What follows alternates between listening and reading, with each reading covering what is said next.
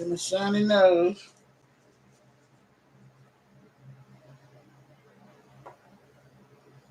Come on in. Come on in the house. Come on in the house. Come on in the house. Cause we here tonight. Come on in the house. Come on in the house. Come on in the house. Cause we here tonight.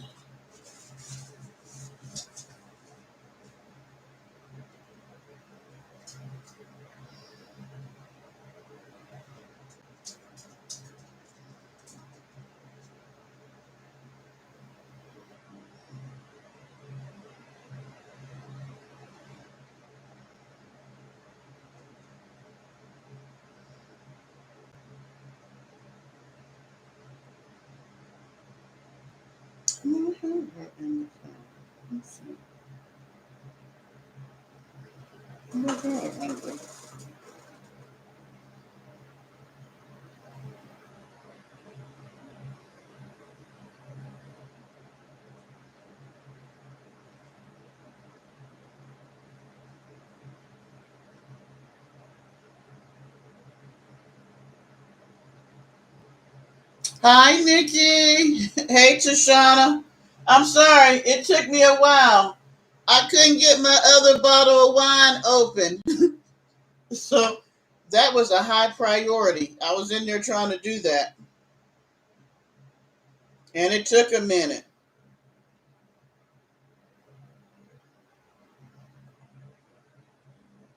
Tashana, did you send your godmama a text about what that crazy ass woman did?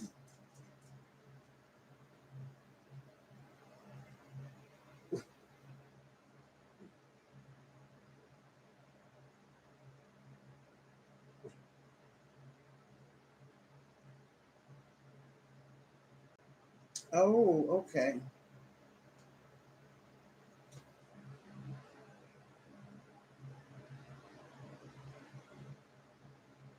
Are y'all? Oh, y'all back on the road, aren't you?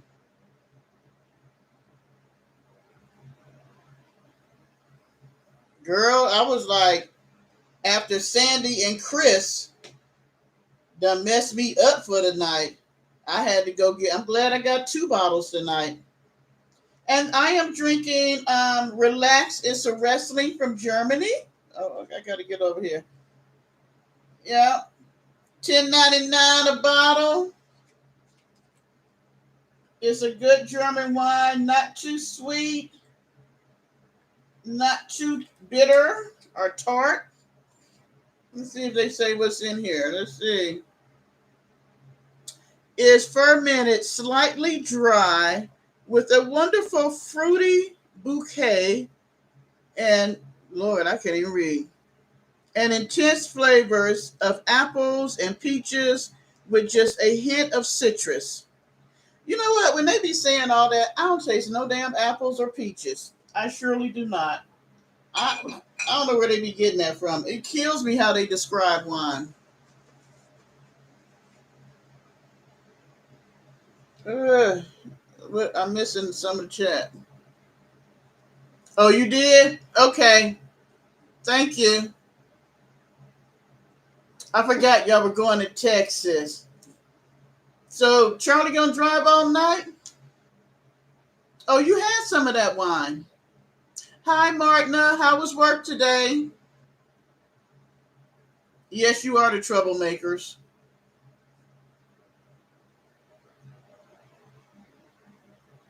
Oh, it's Sunday morning for you. 10:30 a.m. Well, it is. Isn't that crazy? Because it's 10:31 p.m. on the East Coast. Yeah, it might be a little too early, but hey, you drinking on our time. It's 10:30 at night here.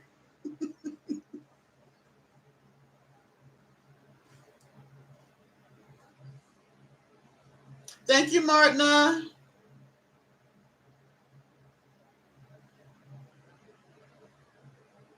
Oh, Charlie listening to me too. Oh, thank you, Charlie. But you need to get your rest. So I need you to go ahead and get your Z's on because you got to drive that truck.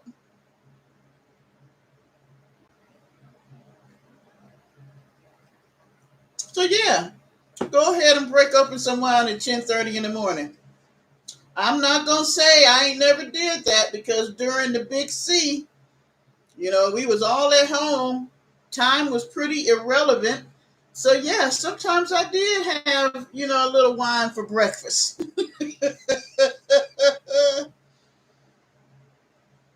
Oh, he jealous of you and Prince Parker? Well, now Parker is that kind of guy. He's a little suave. You better watch out, Charlie. He got a little, he got a little style to him. He a little slick. He got a little rap. He ain't got no job.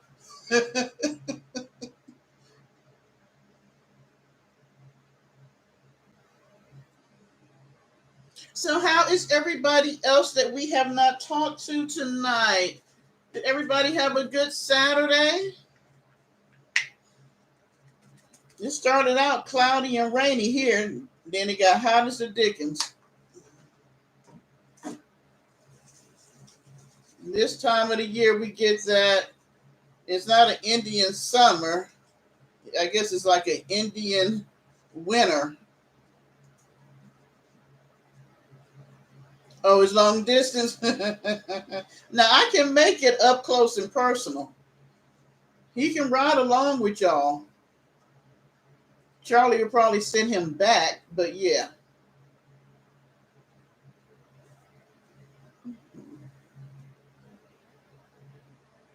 Let's see, can I put a oh, let's see what I do.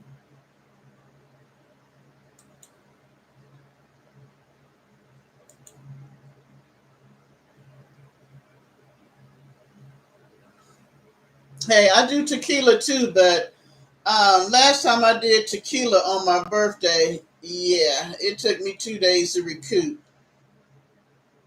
But Nikki, I was sort of like you. I didn't do anything but kind of laid around, watch TV.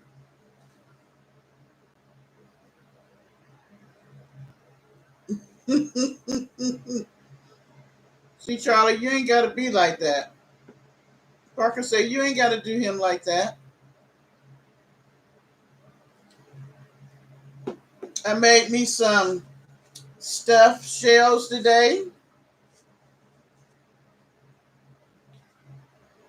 You just got to add in the middle of the live. Oh, wow.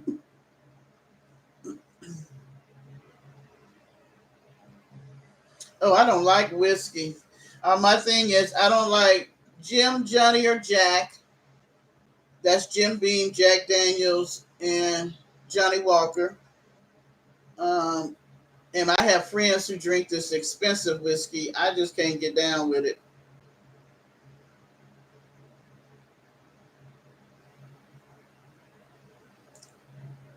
But I thought that because when I bought the medium shells, I was like, oh, those are too small. I should have got the jumbo. But that was my first time doing stuffed shells. I almost ate the whole pan. I didn't do like a big pan. I did like a cake size pan. It was pretty good, I have to say. And it wasn't. I mean, it was pretty easy too. It was sort of like lasagna in a shell. But maybe we have to have a tequila Saturday. No, a tequila Friday. So that'll give me Saturday and Sunday to recoup.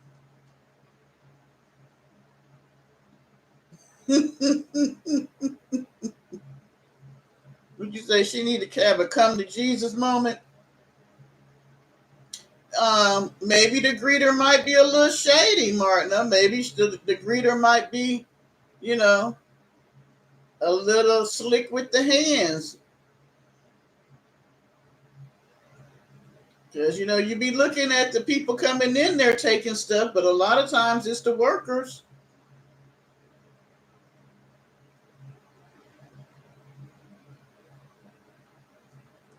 It was my first time, Nikki, and it wasn't that hard. Well, actually, it wasn't hard at all. I got T-bone steaks for tomorrow with salads.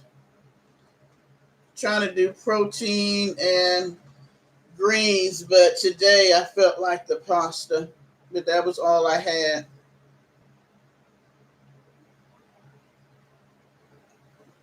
What Nikki, I wish mine was fast and rough. What is you talking about, Tashana?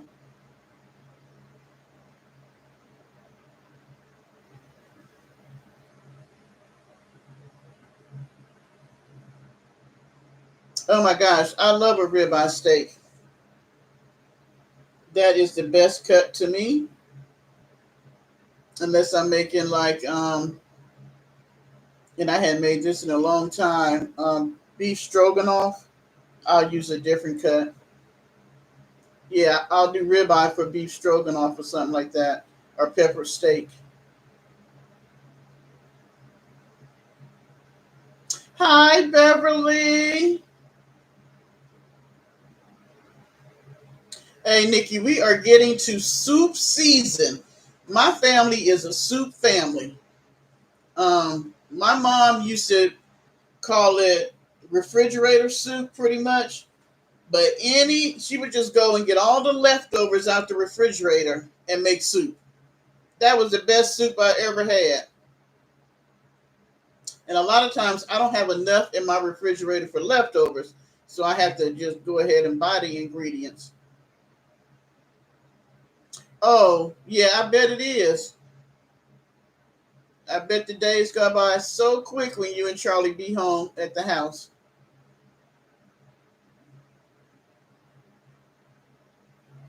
I never had lasagna soup. Nikki, I never had jerk chicken until I went to Jamaica actually in 2021. Yeah, 2021. And when I did taste it, it was so good. But yep, my ex would not eat soup, and my son is not a soup person. I'm like, you can make soup and get everything in one pot. You know how nomadic introvert loves them one pot meals. Though some of her one pot meals be really gross to me. Like when she does the egg on top, I do not like my egg runny. I don't want to see no runny white stuff or no runny yellow stuff. So that's sunny side up, and no, I can't do that.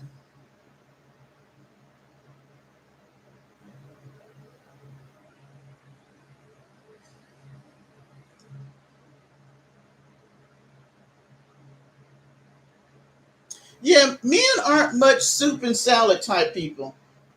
At one time, I had thought about opening up a soup and salad restaurant.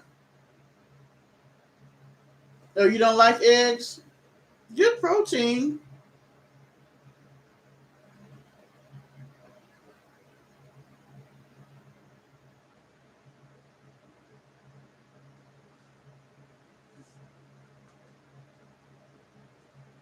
Oh my gosh, I love oxtails. My aunt's boy, well, ended up being her husband. He used to make oxtails, but I never put like stewed tomatoes in mine, but he did. It would be like pretty much like a soup. But then he used to put neck bones in his spaghetti, and I actually have to say it wasn't bad.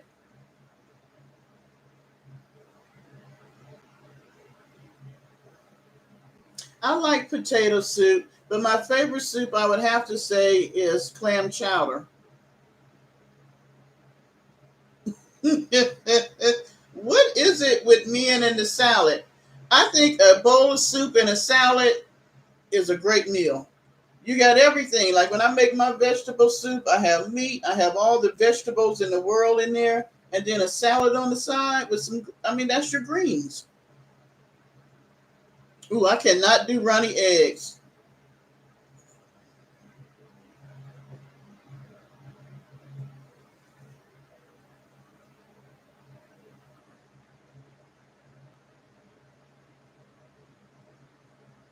Oh, okay, I can understand that. When I was in Germany, My landlord had chickens.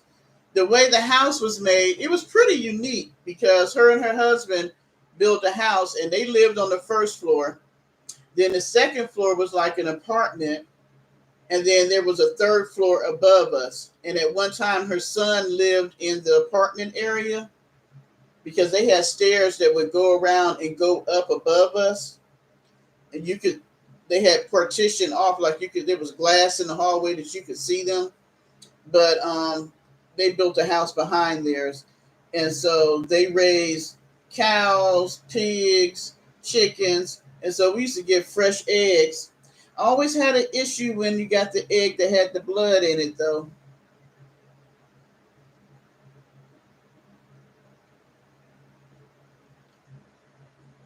Martina, who you talking about?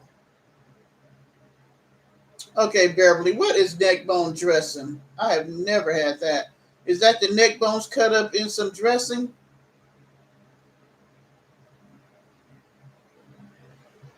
Oh my gosh, you get a fresh salad with good cucumbers and tomatoes. Put some mushrooms in there. I like pickles in mine now, maybe a little olives. If I'm really feeling like I'm, a little crazy, I might do shrimp or some ham or turkey up in there. I might do tuna.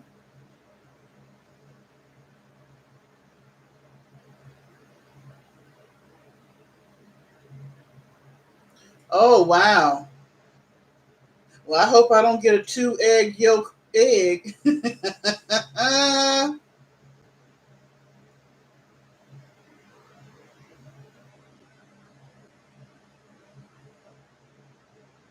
Yeah, the way Nomadic Introvert does hers, when she puts everything in her little rice cooker and then she'll put an egg on the top. No. But she eats some stuff together that I'd be like, no, ma'am. Her one pot meals, I'd be like, no, I'm not eating that together.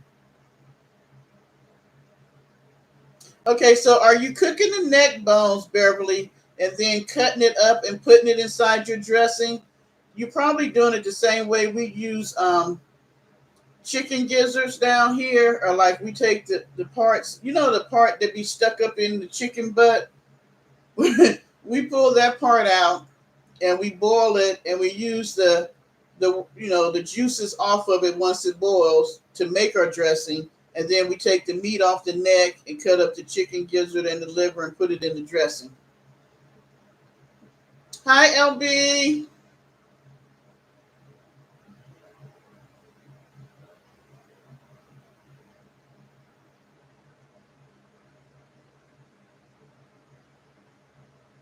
You talking about neck made some chicken and dressing?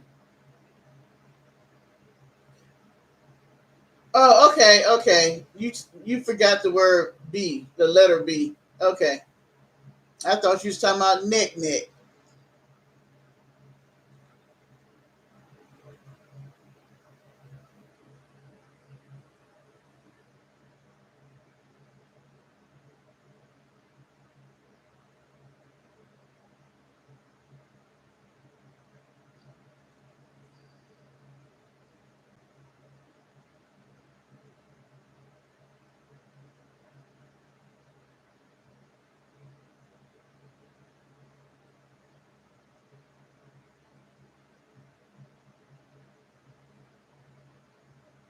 Is that the one you did, Tashana, with the salmon? I'm gonna try that neck bone dressing too. I might try that for Thanksgiving. I sure am.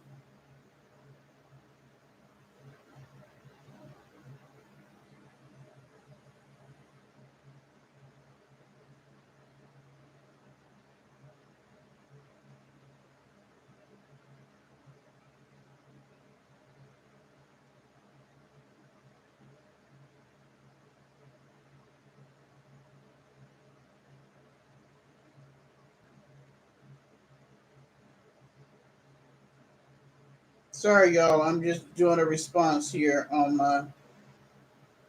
Normally, I'm on my phone, so I can't respond to nobody.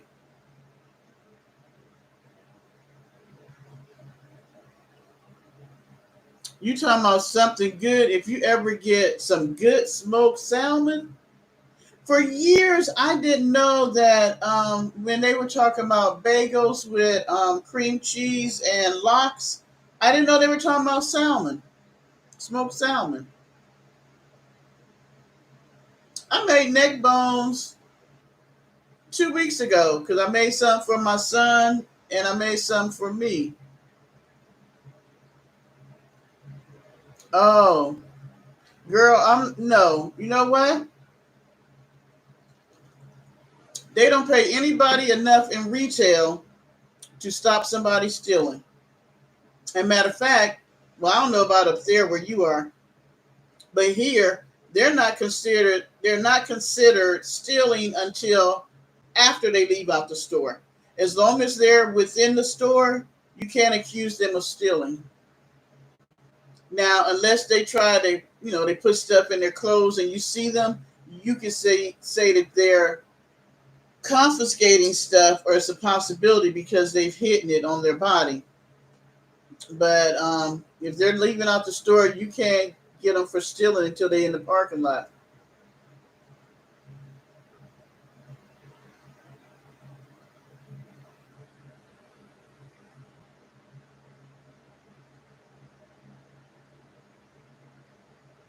Oh my gosh, I love smoked salmon. One of the things I really want is Alaskan fresh caught salmon from the river when they're going swimming back up, and it's so expensive. Salmon is so expensive. Hey, hearing eyes, glad you're back. I never did them with the black beans. I might do mine with black eyed peas or lima beans. I love lima beans.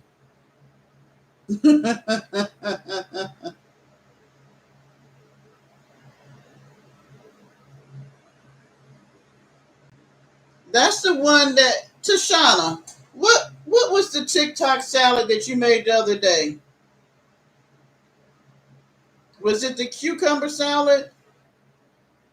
Because you can buy the pouches of salmon like you do tuna. If you go to the area in your grocery store where the tuna is, you can get salmon in the patches. Because I actually got, Lord, pouches. I'm gonna say this. Let me preface this live and say that I'm on my second bottle of wine because the first one I drank when we did the members live. So forgive me. I'm gonna mispronounce words. I might slur a little bit. I'm just gonna jack shit up. Just so you know ahead of time.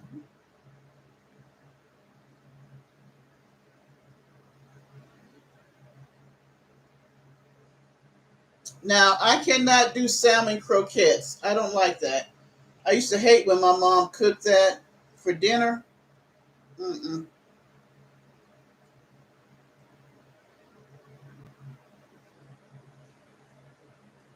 Well, Tashana, if you don't have a TikTok, you should make one.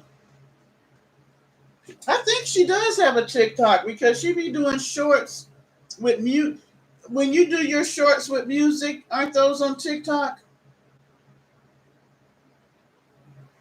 And Tashana, let me ask you this: if you do a short on TikTok and you link it to your YouTube, they won't get you for the music being played in the background.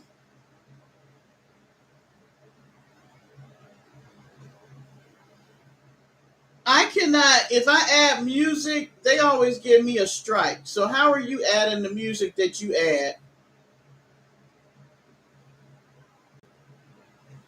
They said I could only add unlicensed music.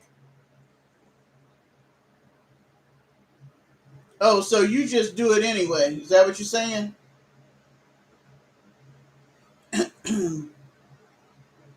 Because I have a TikTok. I thought about going over there and doing some stuff. TikTok be kind of wild. They be having all kind of stuff on TikTok. They about as bad as YouTube. There's so many different sectors over there. I really wish that they would. Now the other day I did a video and they got me for the music, but then they were saying I could buy, you can buy into the license where, or you can pay for using that song. I don't mind doing that.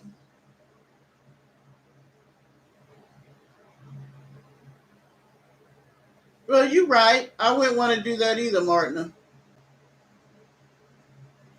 Y'all got a TikTok, Sandy? You have to put in the chat the name of what name y'all go by on TikTok. I definitely want to see you all. Most definitely.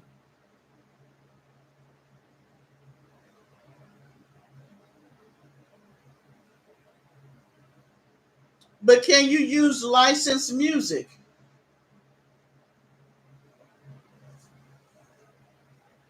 Because if you use licensed music, is it monetized?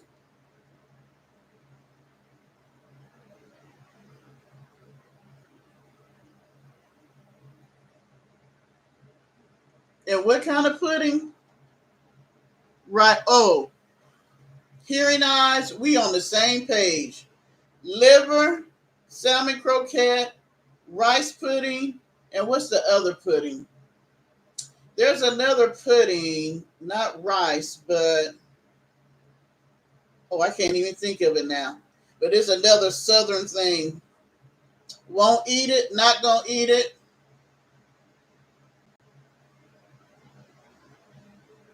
Bread pudding, that's what it is.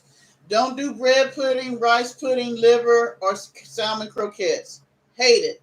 And I would go hungry because, see, back in the day, it's not like now where parents are like, Bobby only eats this, Sarah eats this, and Makai eats this.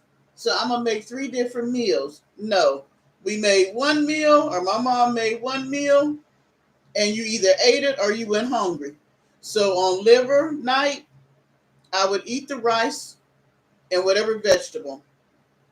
Salmon croquette night, I would eat the rice because usually there wasn't no gravy, and I really don't like rice without gravy.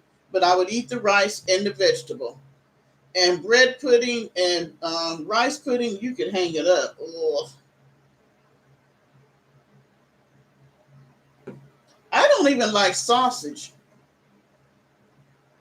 My son was so funny because I don't. If I don't like it, I don't cook it, right? So my son has never had liver, at least from my house. So when he was growing up, I don't do sausage. I'm not a sausage fan. I can probably do a Hill Brothers turkey kielbasa sausage. Like if you grill it with onions and green peppers, mwah, and make a sandwich, put it in a hoagie bun. Awesome. Tastes so good. But one summer he went down to visit my parents in Georgia, and he came back and he was so excited. He was like, Mom, Grandpa took me to I think it was Burger King, to Burger King, and they had these little sandwiches with this meat on it. And I couldn't figure out what he was talking about. I'm like, a hamburger? And he was like, no, it was for breakfast. It's this little sandwich with this meat on it. My son was talking about a sausage biscuit.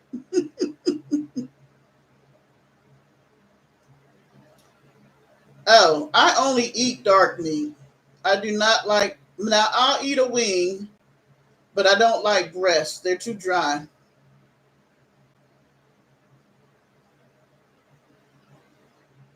No peaches, high peaches and cream, but no, we will not be doing those livers and onions. You might be very happy tonight.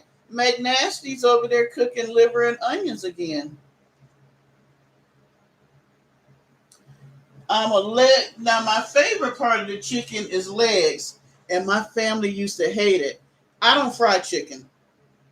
I would fry chicken for them once a year, and they would tell you that. I don't fry anything. I'm not a person that fry food. My ex-husband did not believe me. When we got married, he did not believe me when I told him I don't fry food. I had to break down and start frying him pork chops because I didn't even make pork chops. So I, trying to be a good wife, I would fry him some pork chops a couple of times a year. But I don't fry anything. But I would go and buy it. Now I'm gonna say this, and most people that live in the South would say, "Oh, that's nasty chicken." But I love Church's chicken.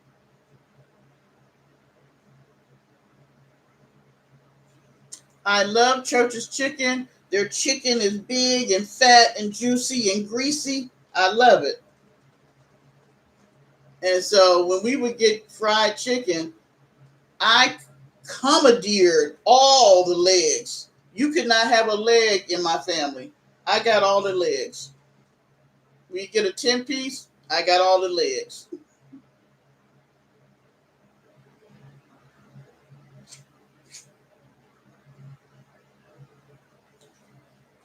And they used to hate it. I think they just wanted the leg because I said I wanted the legs.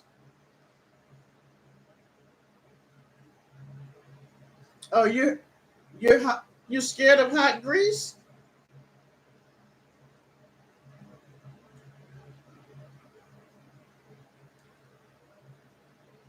Yeah, I was petty like that. I took all the legs. Nah, Martin, I don't like pea soup. Mm-mm. Don't like pea soup. I don't like tomato soup. No, I don't like my tomatoes once they get. I like my tomatoes either fresh or they can be stewed or cut up like you putting it in spaghetti soup or something.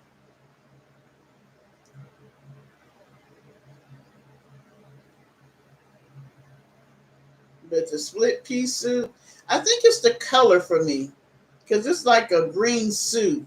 I I can't do green stuff. I can't do green food. Not that kind. I remember one year my stepmother for St. Patrick's Day, she made us green eggs and green pancakes. Couldn't eat it, even though I knew it wasn't nothing but food coloring. Could not eat it. Eat it. It was green.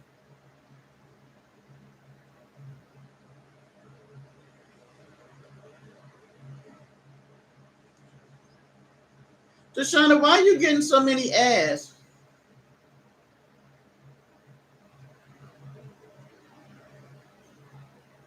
So you scared of heights, worms, and grease. I have gotten where I'm not scared of heights, but when I just can't do them anymore. They give my stomach that flip flop feeling. Peaches and cream, what are you trying to say? Are you saying soggy stuff? Let's see, you got the. Yeah, I'm thinking you're saying you don't like soggy stuff. Thank you, Beverly, for the church's chicken.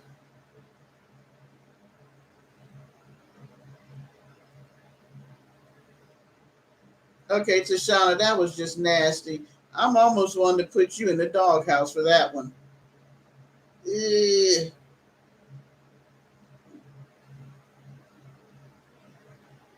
Well, that's like my ex. He hated okra.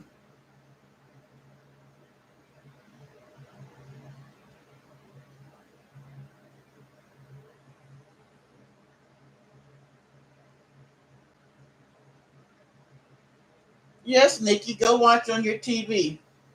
And I'm sorry about the ass, guys, but that's how I get to make a little money off of YouTube.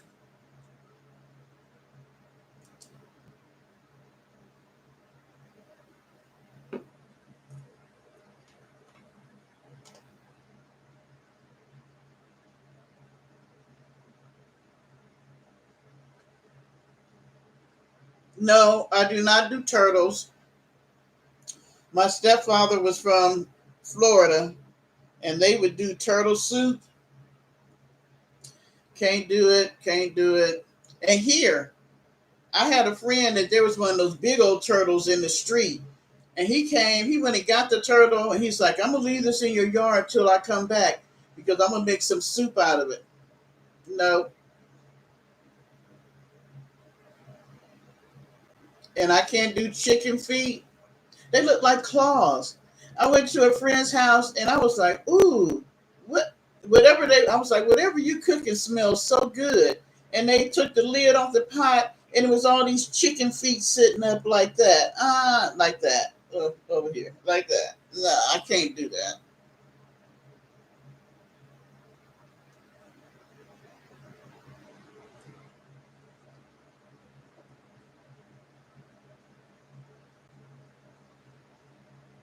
Now I could probably eat some turtles if I was someplace where, there was no food and I hadn't ate for a long time. I could probably eat some turtle stew.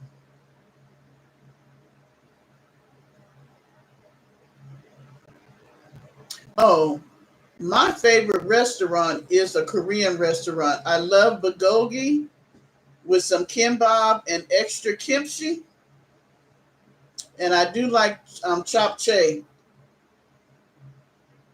I like you know how you have chicken and dumplings, but I can eat like the dumplings from Chinese restaurant.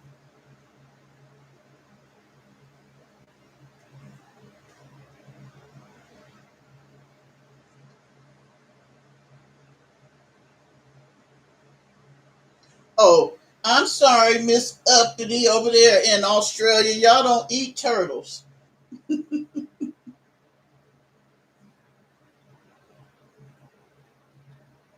How's your kimchi, Tashana? Because homemade kimchi is the best. You cannot buy it out the store.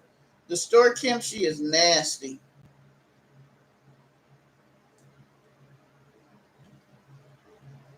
Oh, y'all posh? Okay. Well, yeah, we do in the South.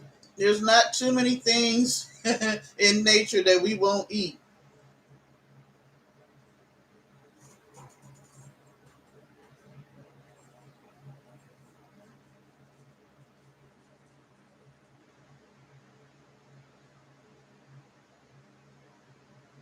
And I do realize some of them are cultural.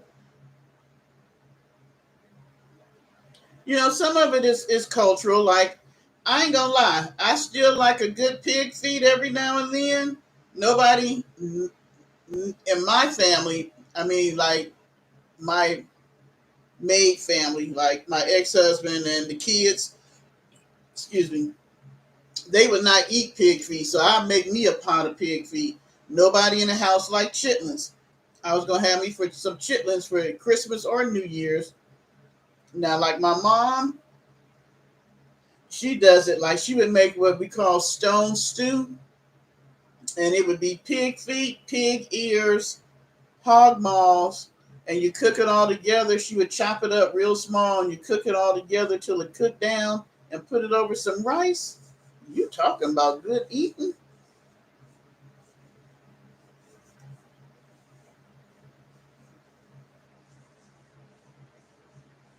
Yeah, I don't like the texture of rice pudding or bread pudding. It's kind of jello-y type. I don't know. I just never. And tapioca pudding, ugh, no. Flan, don't like that.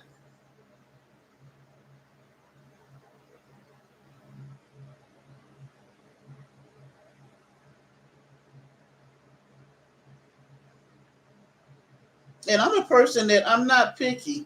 You can take me to any restaurant in the whole world and I can find something on there that I'll eat. I'm a foodie. Hence, that's why I'm fluffy. I'm a foodie. I like eating different cuisines. I like trying new stuff. So yeah, I never lived in a country where I couldn't eat their food. Let me tell you, peaches and cream, I do not like spam, as far as I know or knew. My mom used to fix it when we were younger, but I never thought about fixing spam once I left her house. When I went to Hawaii this spring, because over there spam is a big deal. The matter of fact, the weekend that we were leaving, that afternoon, that Saturday, they were having a spam festival. where they have parades and all this stuff with Spam. So my aunt had to have Spam, and I think that it's Spam and rice, Spam and grits. I can't remember what we had with the Spam. I put it on my page, but we went to McDonald's, and at McDonald's you could get the Spam, and I have to say it wasn't bad. I want to say it was Spam and rice for breakfast. It was oh, sorry. It was pretty good, and I got out of all my videos that I did when I went to Hawaii, I got thousands of views on showing the damn Spam.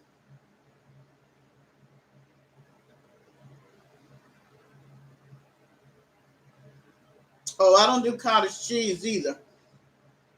And I was telling my son because now in the schools and even in the daycares, after Michelle did her thing about making sure all the kids was eating healthy, they give them cottage cheese. And I'm like, the kids actually eat that? And he was like, yeah, they love it. What is, I know I'm going to mess up this name. Is it Masabi?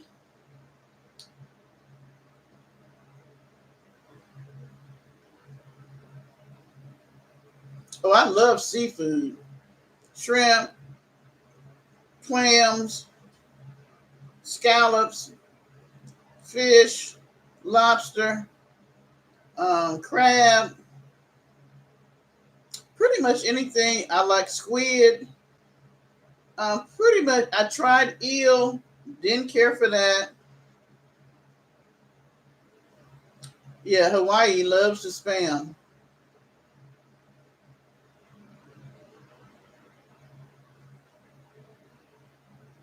Well, the reason why Spam is such a big thing in Hawaii, peaches and cream, was when the soldiers came over there during wartime. They would, back in the day, they called them sea rations, and they were like little, like boxes of food that the military gave to their soldiers so that they would have something to eat if they were out in the field or someplace where they couldn't get food. And matter of fact, they used to give them some good stuff in there because my dad used to bring it home. They used to have toilet paper, cigarettes.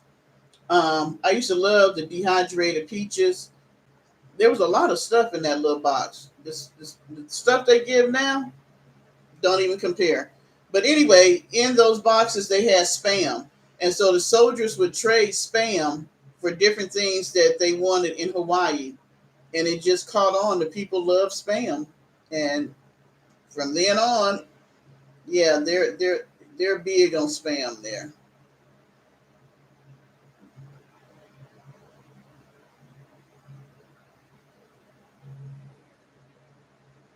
Can't do cottage cheese with nothing. I don't even like the way cottage cheese look. Nah, I don't like yogurt either. So, and I tried to eat yogurt because it's healthy for you. Like I buy it for my grandson, he loves it. But I can't do yogurt. Even tried frozen yogurt, and I tried to get like regular yogurt and freeze it to see if maybe I could eat it. It's the texture. Certain things I don't like because of the texture, and that's crazy. I don't like yogurt, but I could eat okra all by itself. Yeah, we left on the day that they had the Spam Festival, and my aunt was so upset. She was like, "If I had known they were having a Spam Festival, I would have had us leaving on Sunday versus Saturday."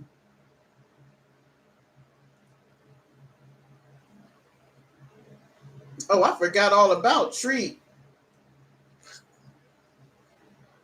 Now I do like Vienna sausages and sardines. I do like those two. Vienna sausages with some crackers and some hot sauce.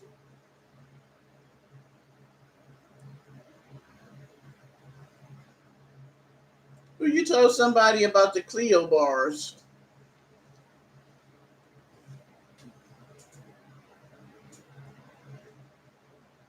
No, I use ricotta cheese Parmesan cheese. I mean ricotta, Parmesan, and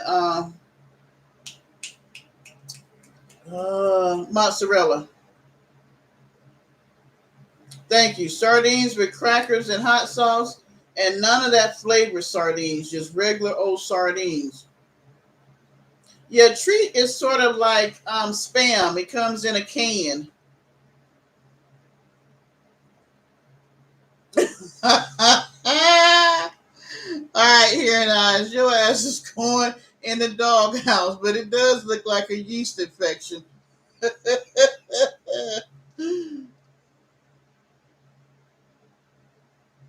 Oh, girl, you know I'm old. You might have told me and I forgot all about it. And if you told me when I was drinking, I know I forgot all about it.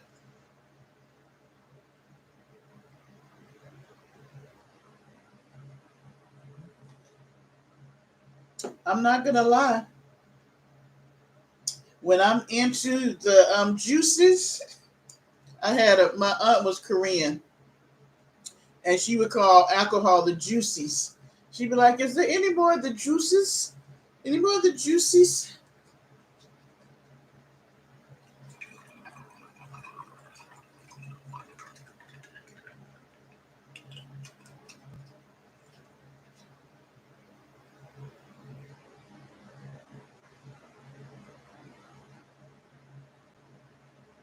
Yeah, it depends on the onions and where you get them from.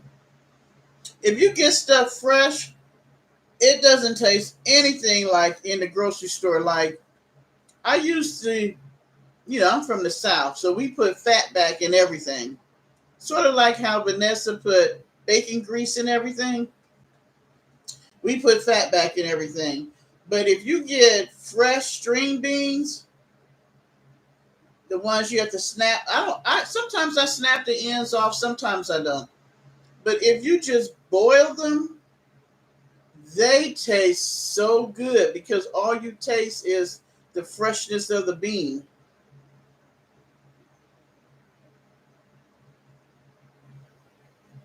Oh, I love Vienna sausages. Crackers and some hot sauce. Oh yeah. That's sort of like treat made into like a little sausage. A little sausage, yeah. It's a cross between treat and spam.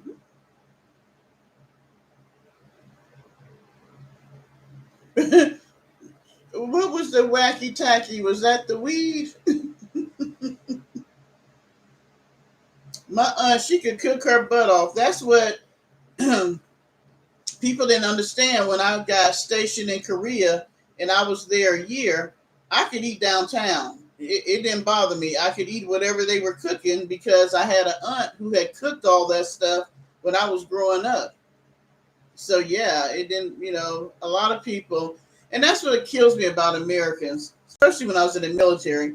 We would get stationed someplace and they'd be like, I'm not going to try that. I'm not going to try this. I mean, at least try it so you can really say you don't like it. Because you might be surprised at what you do like.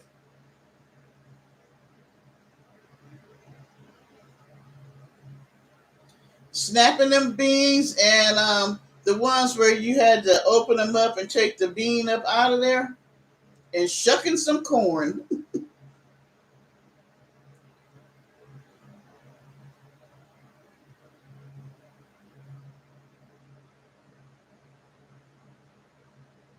Oh, I forgot about the potted meat.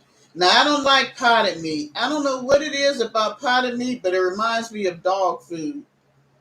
Ugh, I don't know. I don't like potted meat, even though potted meat is probably a Vienna sausage smushed up.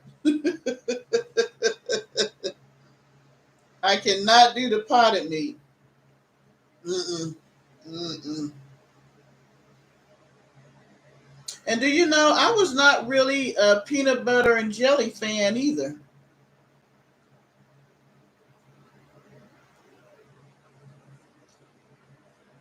Lord, y'all know I'm fluffy. We talk about food every time I come on live now.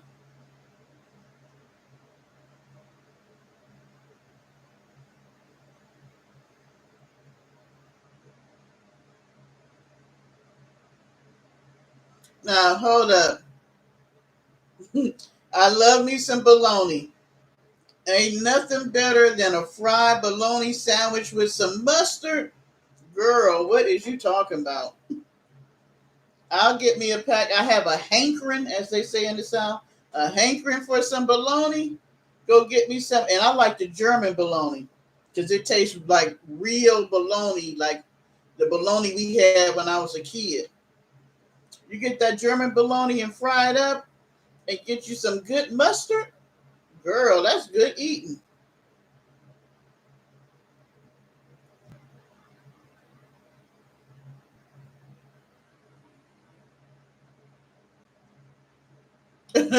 White folks being, and you know what the difference was here in ours?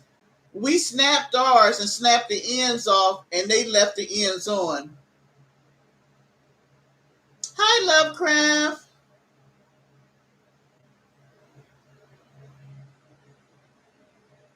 Oh yeah, Martina. That's how I was raised.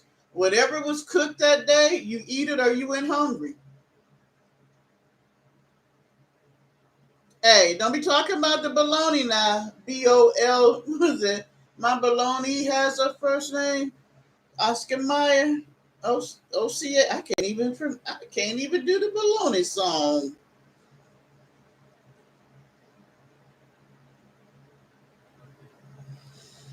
Well, I don't know because now I do the beef bolognas or I'll do the kosher hot dogs. Now I tell you what's good. Them red hot sausage. I don't think they're sausages, but they're red hots, and you slice them up and fry them up. Now they good with some eggs.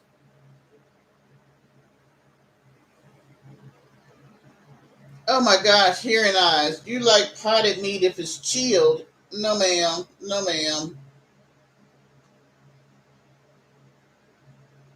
Oh, I like Brussels sprouts. That's how it was to Shauna with the liver.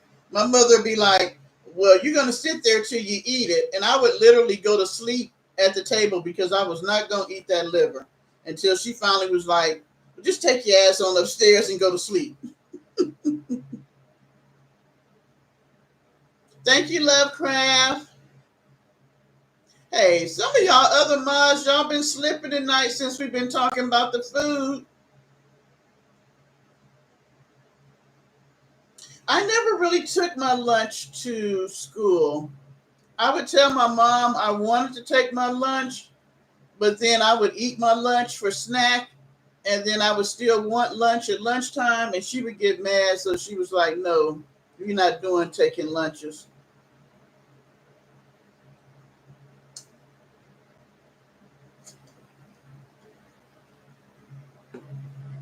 Red Hots are good. I hadn't had one in a long time either, LB. You know what? I would take a spanking if before I ate liver. This is how I looked at it. And my parents hated trying to discipline me because I was one of those kids that I would look at the situation and I'd be like, how bad do I want to do this? And if it was up here, then I'll take the consequences. So if it was a spanking, restriction, whatever it was, I was still going to do what I wanted to do and just suffer the punishment.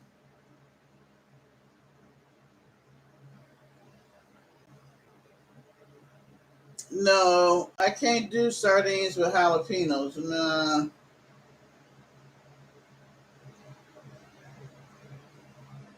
I remember when we were in Germany, my junior year in high school, my dad and my stepmom got stationed in Germany. And so they wanted us to come over. So we went over there. I wanted to stay longer than a year, but my mom was having a fit about me graduating in the States. So I came back for my senior year. But my stepfather, I had to get a new ID card before I went over there. And my stepfather made a mistake on my birthday. So instead of saying I was born in 62, he said I was born in 60.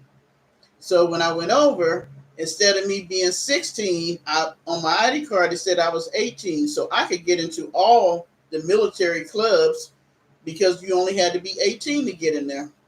Girl, y'all know I was party. And I was always, I was just a bad child. I ain't gonna lie, I was a bad child. And so we would go to like the post, which was the military post.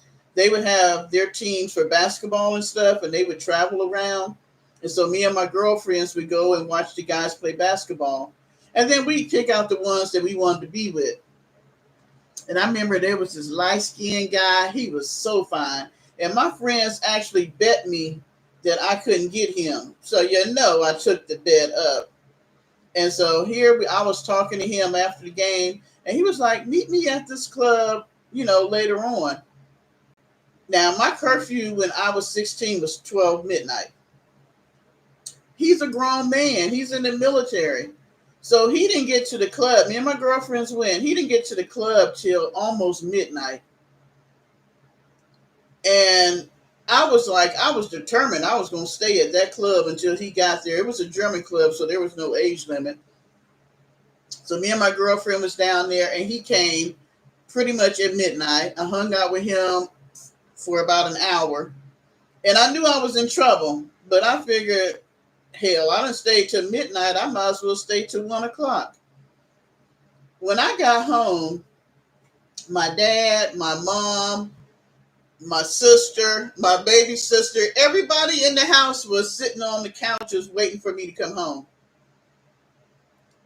And my girlfriend, I brought her Rosalind home with me because I was like, maybe I won't get in trouble if I bring you home. And my dad was like, he didn't care who I brought home with him. I missed curfew. And so my thing was, I'm going to take the punishment. I got restriction for 2 weeks.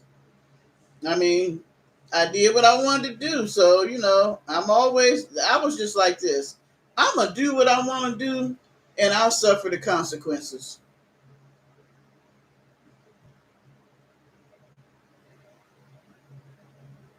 I like making my own chili. I love homemade chili in the wintertime.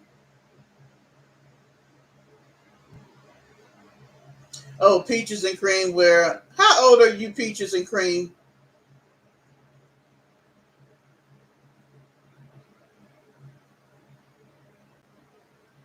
Yeah, hi, Cole.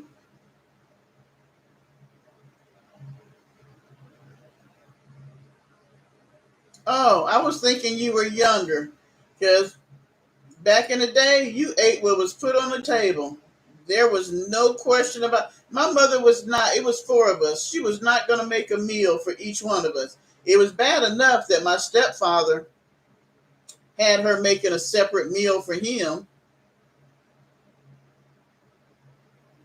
For my chili, tomatoes, tomato sauce, diced tomatoes, hamburger meat, and kidney beans.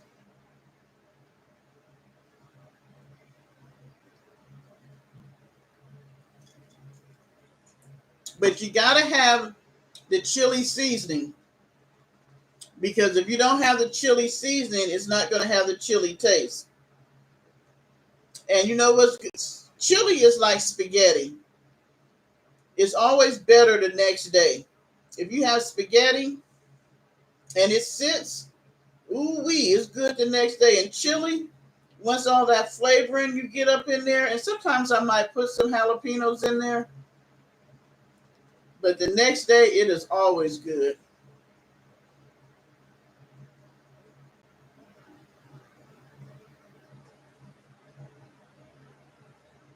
I must have missed a couple of comments. What are y'all talking about? Let me see.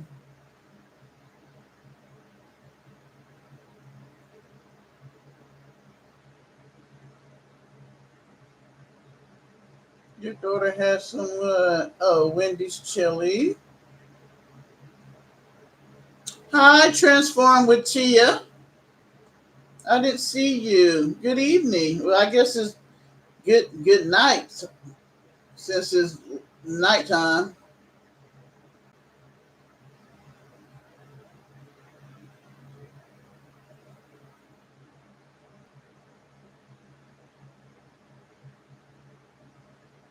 Lord, I'm messing up the chat tonight. I'm just all behind.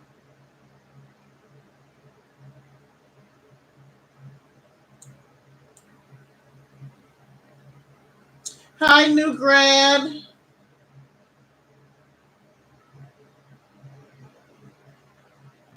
There is, they have chili seasoning. You know, like you buy onion seasoning, garlic seasoning. Go. They have chili seasoning.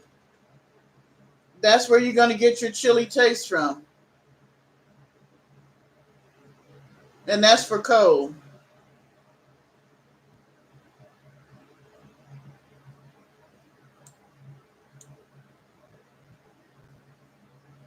Or you can find, if you go to the gravy section in your grocery store, they usually have, chili seasoning in the packet too. Oh, I love chicken gizzards. I don't do livers.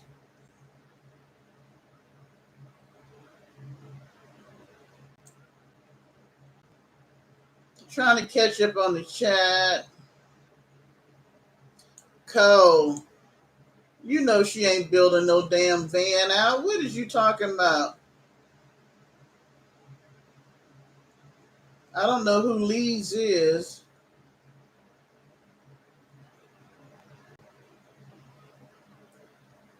Beverly, who you talking about? Who is Father John Medicine?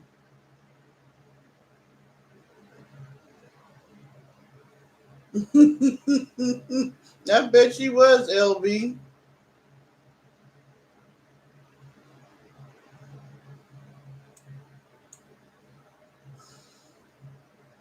Oh, I never made gizzard soup. I like my gizzards fried with some hot sauce. Yeah, in the South, we're going to put hot sauce or ketchup on everything. And we're going to have some fat back in it. But y'all know she ain't building out no damn van. I don't know why y'all be calling it a van deal. It's a van sit. It's a van. Let me watch everybody else build a van out and see if I can try it.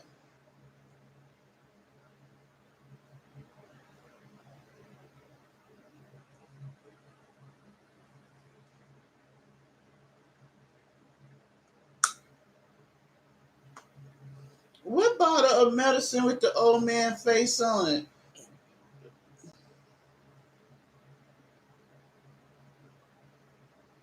Somebody said that Miss Charlene and Pauline has a guy working with them.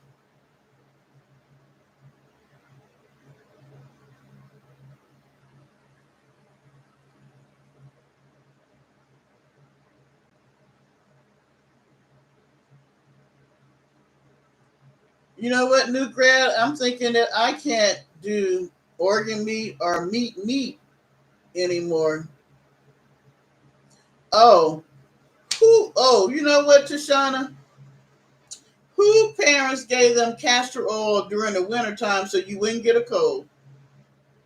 They went from giving you the liquid to they came out with a castor oil pill. And I have to say, we did not get colds in it. I don't remember any of my siblings or me ever having a flu when we were little or a cold.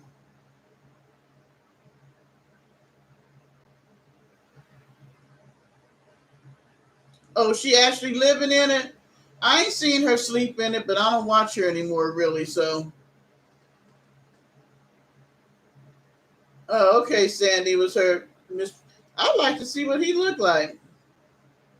I am curious to see who married the other twin.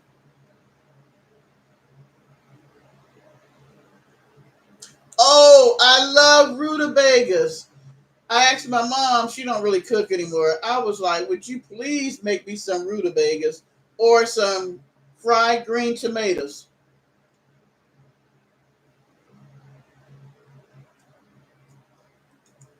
Lovecraft, you don't know what you're missing. That's good eating.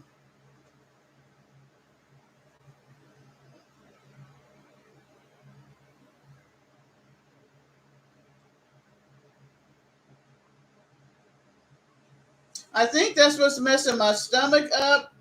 I had to go Friday and get a CAT scan on my stomach, but it really seems to be meat. Since I've cut back on meat, I might eat meat a couple, maybe 3 times a week now. But since I cut back, it really has changed how my stomach is, because my stomach was actually hurting so bad. I thought I was going to have to get the ambulance to come get me.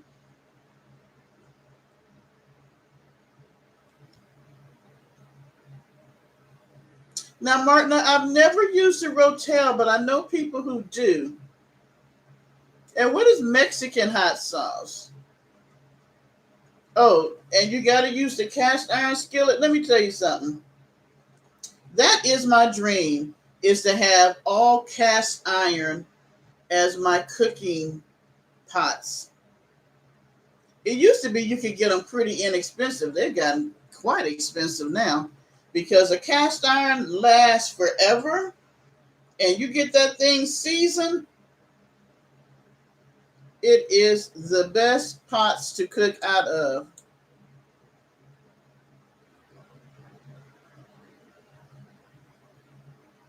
Oh, how am I getting behind in the chat so tonight? Let's see. Oh, yeah, you the hot toddy for a cold.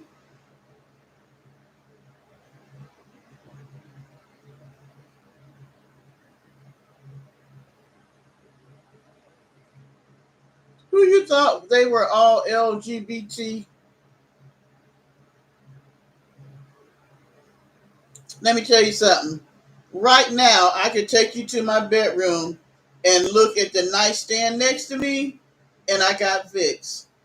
And my son got Vicks at his house because he knows I used to rub him down with Vicks when my grandbaby gets sick. You get rubbed down with Vicks, you bring out the humidifier. Oh, yeah. Vicks is the thing. Vicks cure. You know what? If you Google all the things that Vicks could do, you'd be surprised.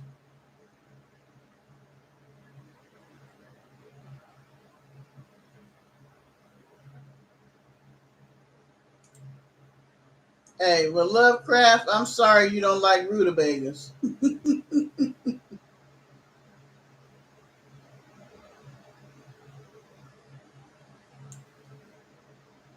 Charlene and Pauline are very smart women. They're very resourceful. They have skills that a lot of women do not have. That's what impresses me about them, because if I'm not mistaken, I think they're older than me, but they can do stuff that I know I can't do. I can't build no chicken coop. I ain't gonna lie and say I can. I can't build out a van. Hell, I can't even grow a damn garden.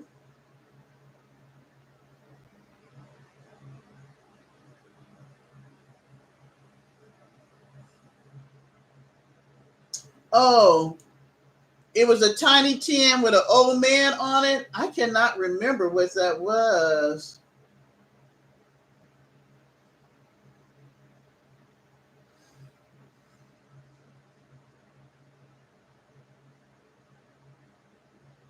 I tell you, Martina knows everything. Oh my gosh. This woman is so smart.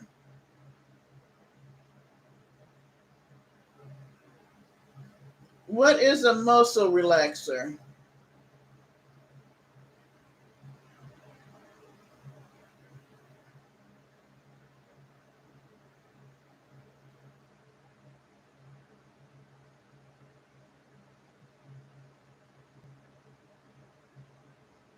Oh yeah, Cole. She been at first of all, she would have never came to my home, so we wouldn't even talk about her getting kicked out.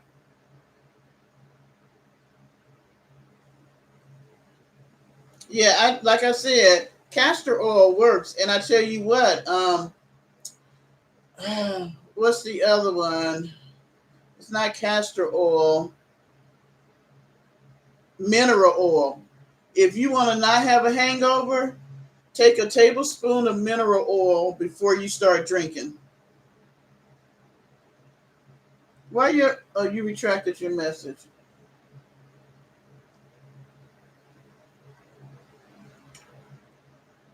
I love turnips. I mix my turnips. Ooh, that sounds good. I should get me some for tomorrow. I mix my turnips with mustard greens. Oh my gosh, such good eating.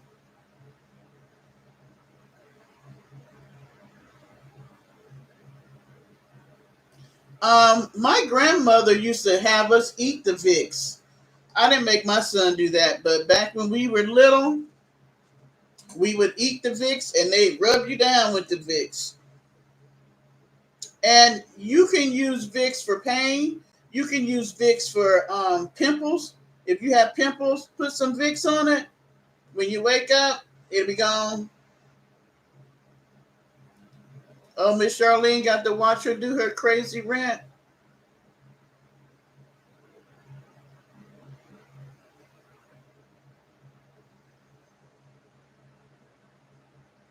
Yeah, she is a little special. I think I'm not sure what's wrong with them twins, but they are a little special. Yeah, you mix the mustards with the turnips. Oh my gosh! But then somebody had I seen a meme the other day, and they were like, "What is this?" And I knew what it was instantly. It was a glass of milk with some cut up cornbread in it. It was cornbread and buttermilk. I used to eat that as a kid. My grandma used to give us that, and I used to like it. I tried it as an adult. Don't taste good.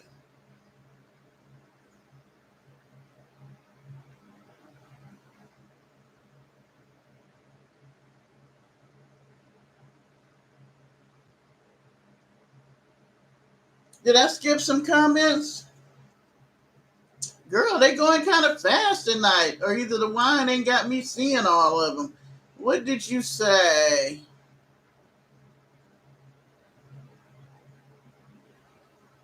The last thing you said was about the rutabagas and turnips. I thought I answered that. I like both.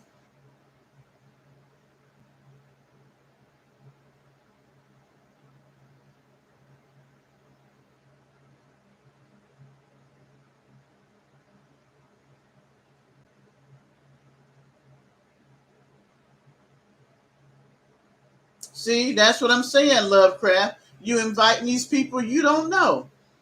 Just because you comment in somebody's chat or you watch their videos, it don't make you know them.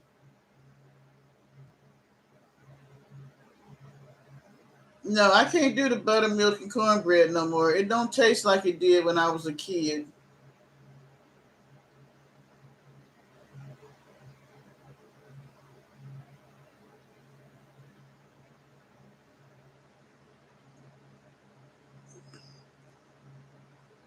It's too late. Don't nobody bully me. She be lying. She lies to Miss Charlene and Pauline. Nobody bullies them.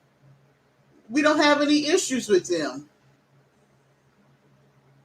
Now, I can eat raw onions if it's in something, but just eat a slice of raw onions? No. Now I can go. My mom had a garden, and we would go pick the tomatoes out the garden and wash them and eat them like an apple with some salt and pepper on it. Now those were good.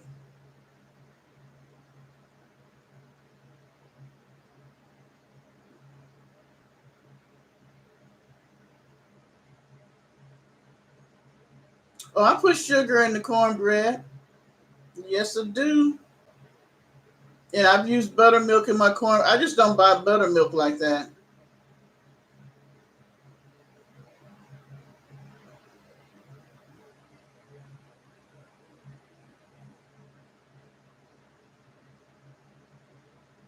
Yeah, I don't put Miss Charlene. Miss Charlene and Miss Pauline could have an awesome YouTube channel.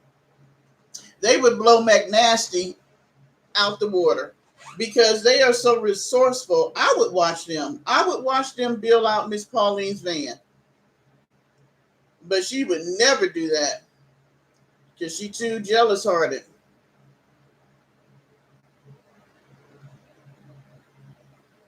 Oh, I hate V8. Ugh. I like the fruit version of V8, but the tomato version of V8, no. Sweet potato cornbread is good. You can use, I'm telling you, if you Google Vicks, there are so many things that you can use it for that you never thought about. Girl, yeah, I can talk about anything. And cook the same way. My sister used to be like, when we were when we both were single parents and we didn't have a whole lot of money, and she'd be like, "What we gonna have for dinner?" Girl, I could go in the kitchen and whip something up. She's like, "You can make a dinner out of anything." I sure can. I love fried green tomatoes. That's a good movie. If you've never seen it, it is a good movie. Fried green tomatoes.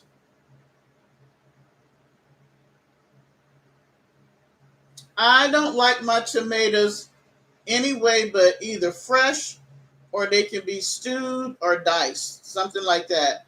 But tomato soup, um, drinking it, no. Mm-mm. They would be, just think of all the things they do. They made a chicken coop. They're building out a van. Miss Charlene has a garden.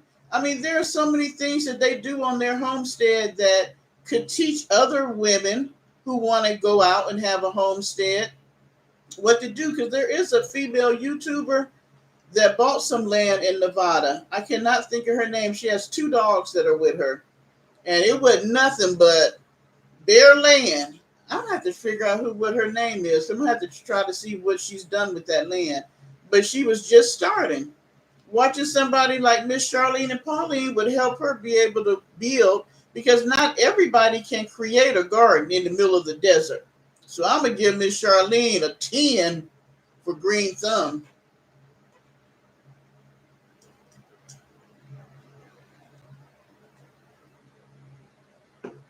Fried green tomatoes are good, girl. Peaches and cream. Yeah, but it's too late in the night for me to eat. I'm really trying not to do that night eating.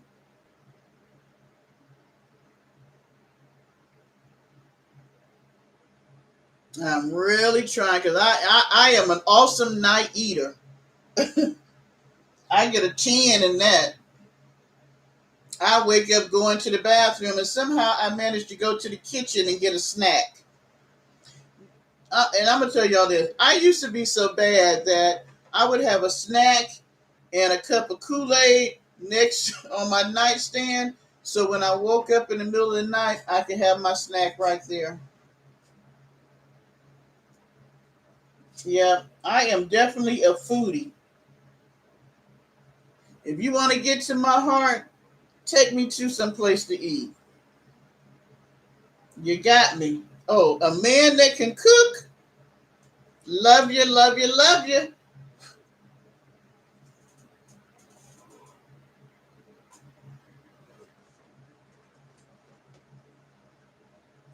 Girl, I cannot do them edibles. Ooh, wee. Y'all talking about something crazy. If I did an edible and tried to do a YouTube, you know what? It would not be nice. Oh, you doing them edible Cheetos. Girl. I don't I can't do stuff like that. For some reason, I have such a natural high that when I do stuff like that, it's like there's no control. I don't like anything that I can't control. Like when I drink, I know when I'm getting tipsy, I know how much I can drink, I can regulate that. But when you're getting high, especially like an edible, you don't know how much you can drink. I mean, Lord, y'all, okay, I'm tipsy tonight. You don't know how much you can eat before you get high. And then it's a slow high. You don't get high right away. It might be 20 minutes later. And you might have ate too much. I can't do it. Can't do it.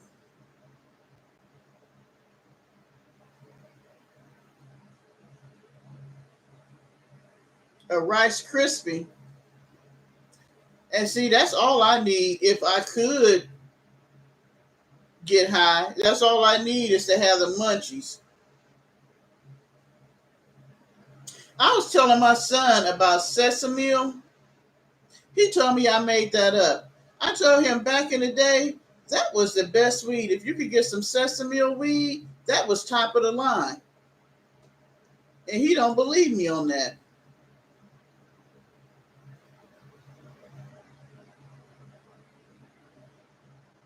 Yeah, my ex learned how to cook because I quit cooking. Once the kids was grown, one went in the military and the other two went off to do their own thing. I quit cooking. I figured he was messing around with other women. Let the women he was sleeping with cook for him. So after a week of him eating boiled sausage, he realized he had to learn how to cook. He would cook, and you know what? I was so damn lazy. I would eat it, but it wasn't good.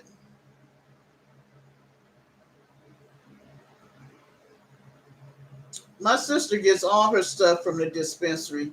She lives in Michigan, so it's legal.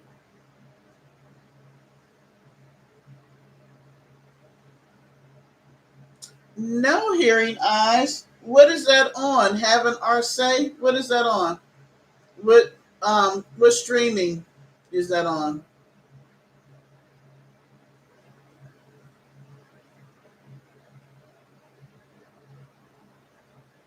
See, I don't even understand how they do it now. Indica, hybrid. I mean, what happened to just you just go buy some damn weed and you smoke it?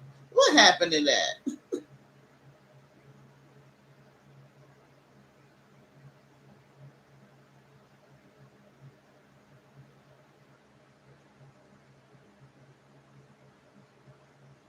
Yeah, Chris had to fend for himself then, huh?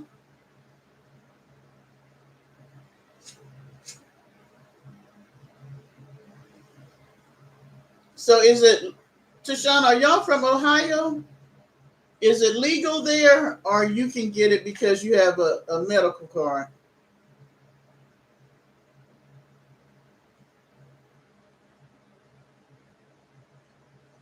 That doesn't make sense that you get a medical card and then they're gonna make it so expensive that you can't even afford to get it.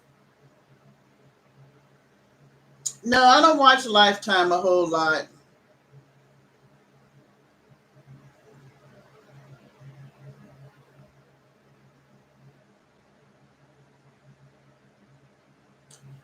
Well, of course they could get a YouTube if they wanted to. Lovecraft. I mean, they got Facebook pages. They're just not that type of people.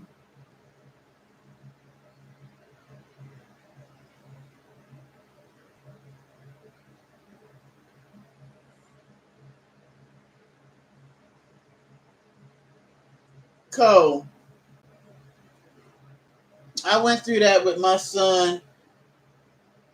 The first breakup he had that broke his heart, I wanted to beat up the little girl. I sure did. Um, but what you can do is I wouldn't I wouldn't talk to him about I wouldn't go to him overtly. Maybe you guys could do something together. Maybe you could take him out to eat, go get a burger or something, and you can kind of feel out how he's feeling about the breakup because breakups are something that's going to happen and he's very young. And I know when you're 17, it seems like it's the whole world that you're never going to get another girlfriend or whatever. But I would take him out to get a burger or whatever he likes to eat, and I might just touch on the subject of dating, and touch on the fact about even if somebody breaks up with you and hurts your heart, it takes time to get over it, but there will be somebody else that comes along. Right now, he's feeling like he's not going to be able to live without that girl, and he is.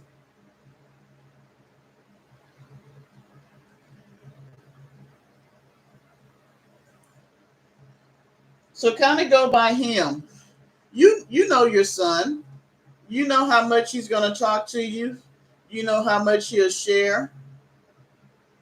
But unfortunately, as parents, we cannot cure a heartbreak. We can't make the other person be with our child just so they can be happy. And when you're young, you know, those first heartbreaks are hard, hard, hard. You don't want him to get callous and not trust women for the rest of his life. Now, well, then you go in the room.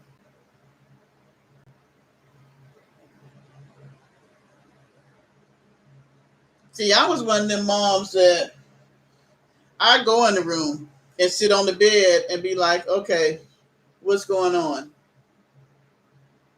You know, I notice you're not coming out your room. I'm your mom. I love you. I want to make sure you're okay.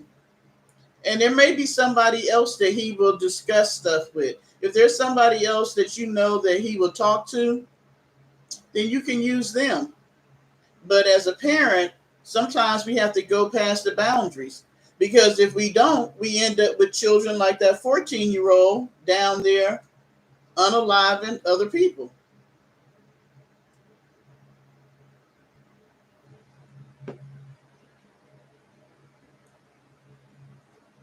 And you'd be surprised how receptive our children are when we push past the boundaries and want to know what's really going on with them. They may not come to us, but we can go to them.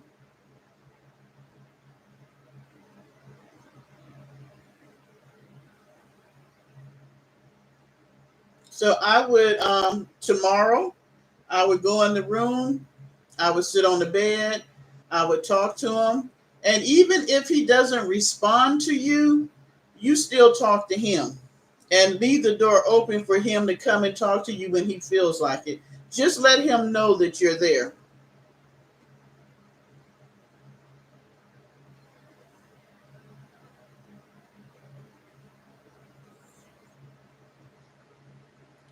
Cole, send me an email in Posse Parker, POSSEPARKER, and put your phone number in there and we can discuss this on the phone. We won't discuss it in the chat. But it won't be much. I'm not like that. Your son's mental health is way more important than me trying to charge you an arm and a leg. I think that it is so important for us to be able to connect with our children on some level. And even when it seems like they're not connecting with us, we just have to let them know that we're there. It may seem like they don't listen to us and they don't care about what we say, but you would be surprised how much you wanting to know how they are is so important to them.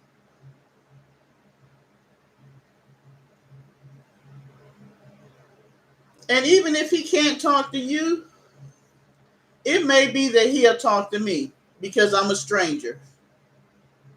I mean, I've worked with children since you know what? I started working with children when I was 12 years old. I used to babysit. And I have worked with children where I was on hotlines, where I did crisis hotlines. I was a youth pastor for many, many years. I worked in the school district. I've counseled children from all ages. I worked with the Boys and Girls Club. I have mentored children. So I have a lot of experience working with middle schoolers and high schoolers and all that kind of stuff.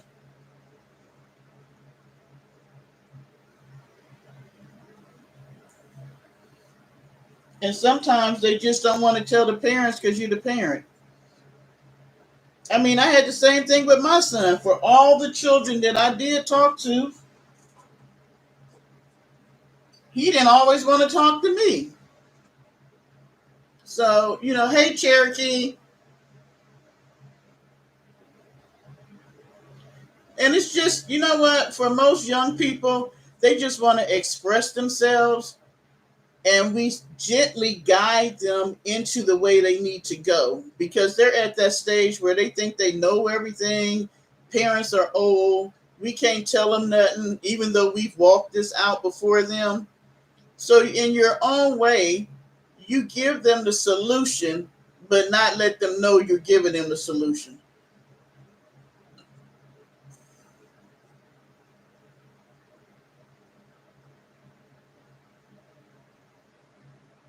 Girl, let me tell you something. Girls would jack up everything. Did they delete your message, Cherokee, or you took it back?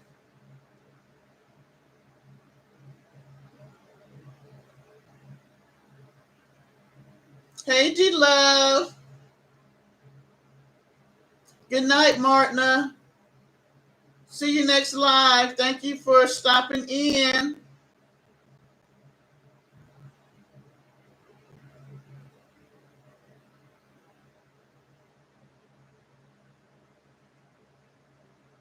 Yeah, I'm sorry that he called a hotline and they did that to him. I have absolutely no problem with talking to him. Not at all. And matter of fact, I won't even charge you for me to talk to him. It's much more important to me for him to have a healthy mental attitude when it comes to him and females.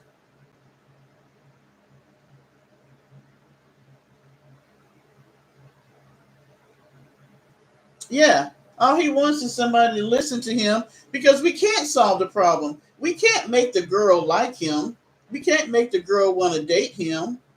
So he just needs to be able to get all those feelings out and be able to know what to do with them. We can't change the situation whatsoever, but we can help walk him through, the hurt that he's feeling and let him know and realize there's going to be another woman, another girl before he gets to women. All our kids have gone through this. Like I said, the very first one that broke my child's heart, I wanted to beat her up. And I think she was 12 or 13 years old.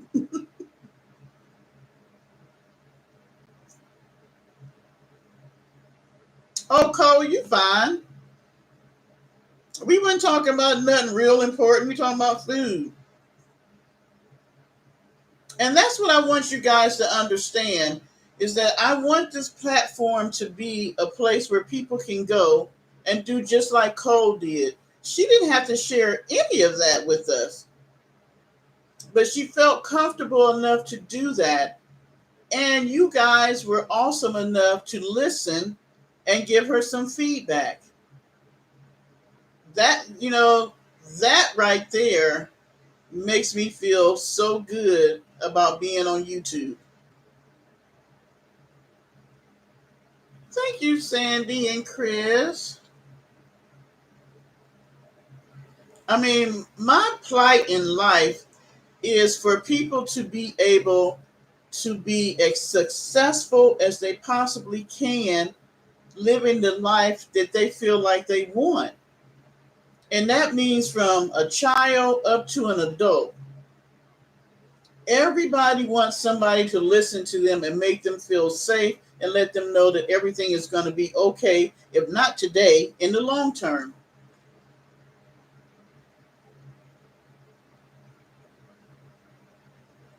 Cole, let me tell you something. I done heard so many stories and my own life story. Yeah.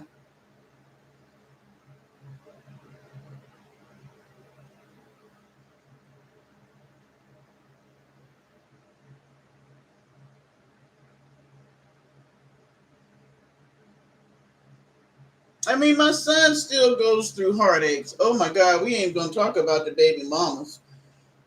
Oh my goodness. And there are times that I was just like, oh, if I wished he was still a child and I could make him do what I want him to do, but I can't. I can only be a support system. And he hates the fact that I'm a counselor because he always thinks that I'm trying to analyze him. And I'm like, I'm just trying to be your mama. And I know you better than anybody else. I gave birth to you and I watched you and raised you. But Cole, he's going to be okay. We will work together. And whatever I can do, I will do. And if we need to refer him out to somebody where you're at, we will do that. It is, Beverly. And it's funny because, well, not funny, haha, but we don't think about boys' feelings being hurt. We think more about the girl.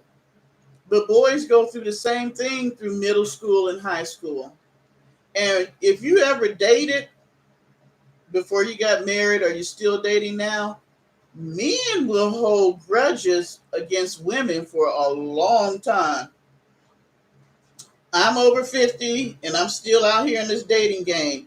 And the one thing I hate to meet is a man that had a wife or something or a girlfriend that did something to him, because it could be 20 years later and they still holding that over that woman's head.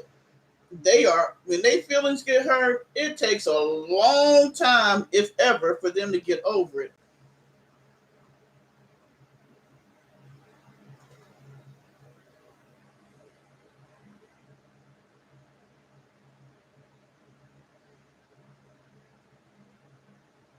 You know what, Cole? When they're young adults, you just have to give them the same wisdom that you had. I try to make sure that I don't forget what I felt like at the age my son is. He's 30 now. I didn't have him till I was 31. So we have two different lives. My son has three children by three different baby mamas.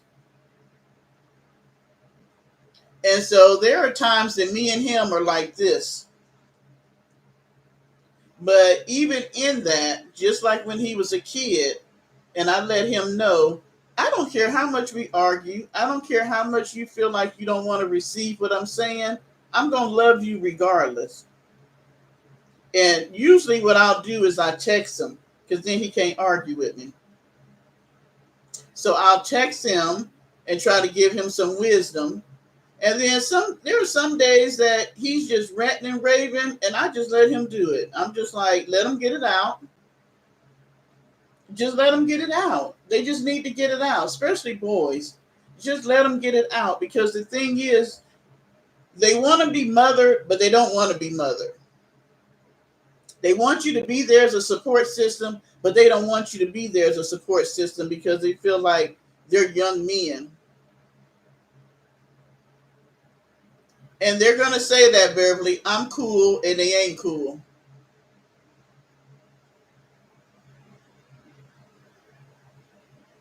And does your son and your husband not have a good relationship?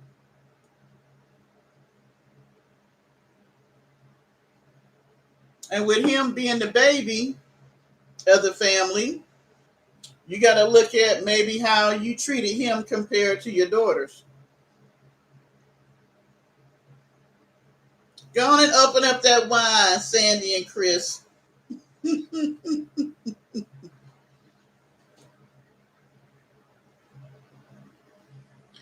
I mean, he's a young man and he's looking at becoming a man. And to be honest, your husband might need to be the one to go in there and talk to him, because he knows what it feels like to get his feelings hurt. Moms, we kind of coddle too much. But if his dad goes in there and gives him one of those man to man conversations, like, you're going to be all right, there'll be another woman. Because, see, I had to be the mom and the dad for a while. Well, pretty much his whole life. And my son didn't understand sometimes why I had to be hard. But I had to walk in a role, even though I wasn't a man, I'm trying to walk in a role that is not familiar to me. But I had to try to get him tough enough to deal with life out here, and he still ain't tough, and I think I'm tougher than him.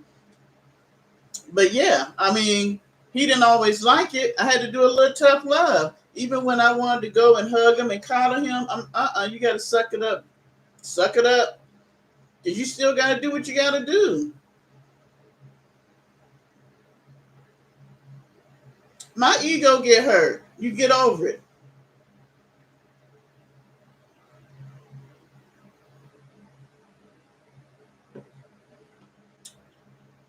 And Sandy, grown men don't know how to ask for the support that they need. Good night, hearing eyes. Thank you for hanging out. You've been hanging out with us for a long time tonight. Girl, it's 12 o'clock here. You've been with us for about 4 hours.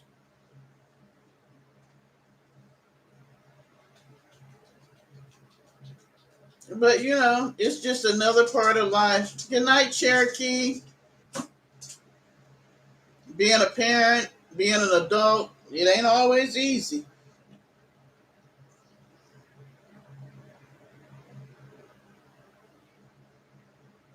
I didn't realize it was midnight, y'all. You know what? I had a crazy idea today about doing a paint and sip. You don't even want to know what I thought about we should paint.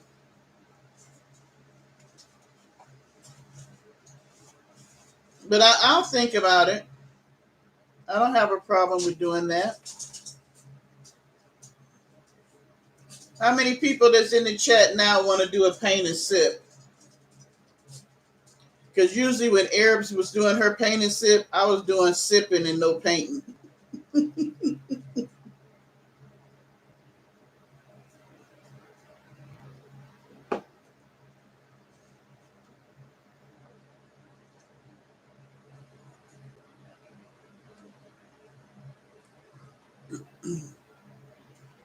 We have to be on the same page with the movie. Y'all know I don't do no scary movies. But I like a good mystery or drama or comedy. Most definitely. It would be good if we could have a topic and we could find a movie that goes along with our topic and we could tie it all together.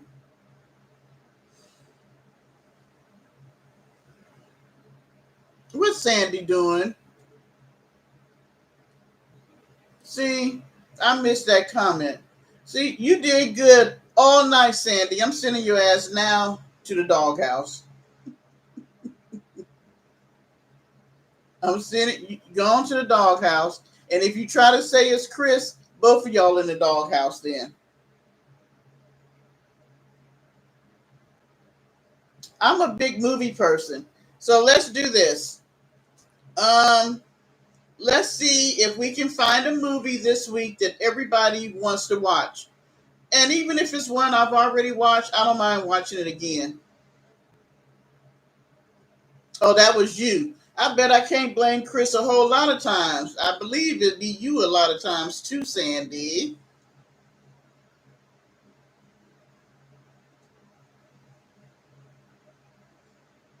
Oh no, we definitely can't fix others.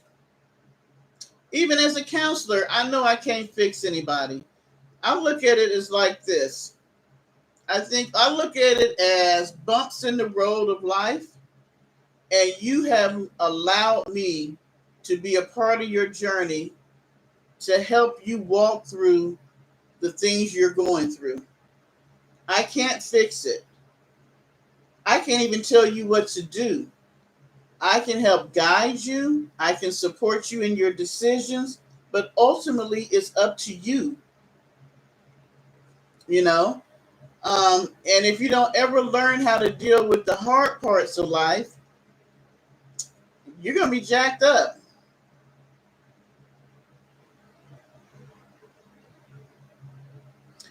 Sandy is in the doghouse again, as usual.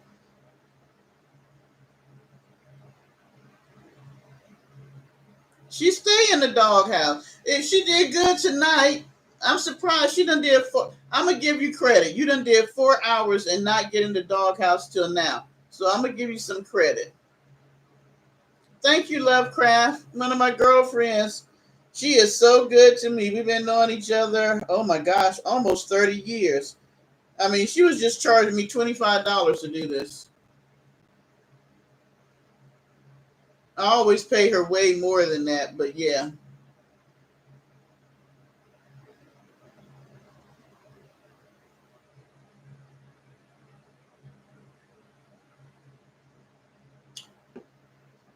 They are cold. I used to try to tell my son that even now, because he's been having some issues on his job with a new director who's only 5 years older than him, and she's micromanaging, and this is her first time being in charge. So she got everybody all in a tizzy because she doesn't even know what type of manager she wants to be or director. And so she's trying to hover over everybody instead of trusting her staff. And so there are days that when I see him, he is off the chain. And I let him fuss and rant. And then I give him the wisdom that I have from me working with people that were like that. That's all I can do. But this newer generation, I think we have made their life so easy, some of them, not all, that they don't know how to deal with conflict.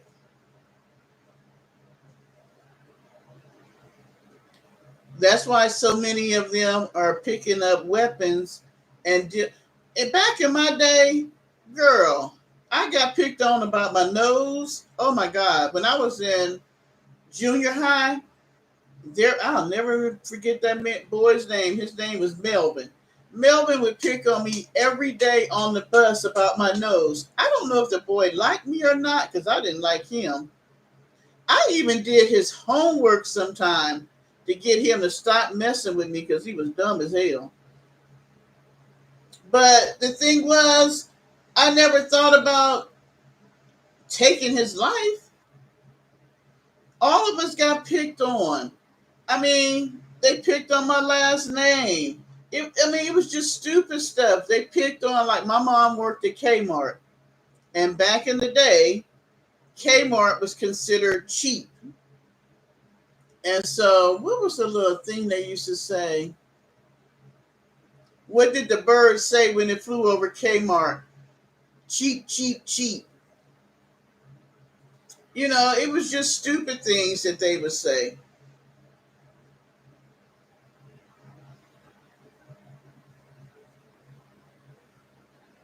But children nowadays, what I went through, they would consider it bullying. But nowadays, even though it's considered bullying, they still ain't doing nothing about it. But I don't know if we have made them weak in a way because we have taken away some of the obstacles that we went through. We wanted to make their life so much better than our life that we made it so cushiony and so nice that they don't know how to deal when things go bad. Girl, please. I don't think my parents even knew. Me, I was the oldest, which kind of sucked because I have friends who had brothers who were older than them, and so their brothers could take up for them and nobody would mess with them. My siblings didn't have nobody but me, and I wasn't a fighter. Now, my sister under me, that be in the chat sometimes, Melody, oh, she was the fighter. And so, we had to do what we had to do when we was out in the streets. Well, I wouldn't say streets. We was out in the neighborhood, playing with the other kids. Our parents didn't know what was going on, and they didn't get involved.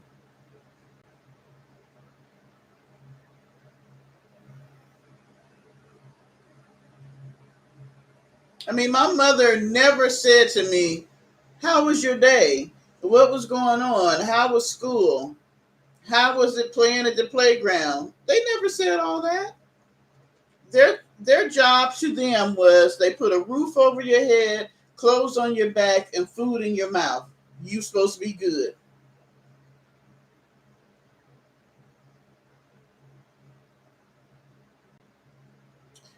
Um,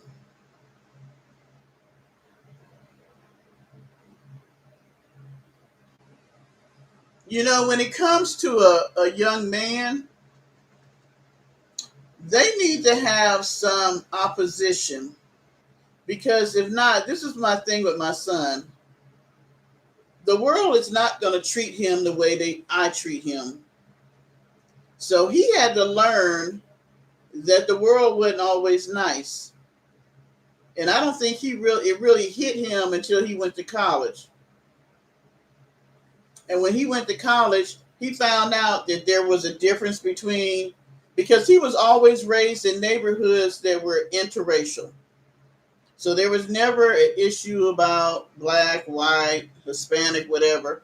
But when he went to college, he went to a little small town here in South Carolina, and he realized there was a difference between him being a black male compared to a Caucasian male and how he was treated. And I think it was kind of life altering for him in a way, because he never really had to deal with prejudice too much. And then also, my son literally got mad at me because I raised him on the side of town where he got to go to a good school. We lived in decent neighborhoods and things like that. And so when he ran into people in college that were street smart, he got mad because he didn't have no street smarts. I thought I was doing a good job, boy, by keeping you out the hood. So there's a lot of dynamics that go into raising a son versus a girl. And I was extremely overprotective. But that was because of my own childhood.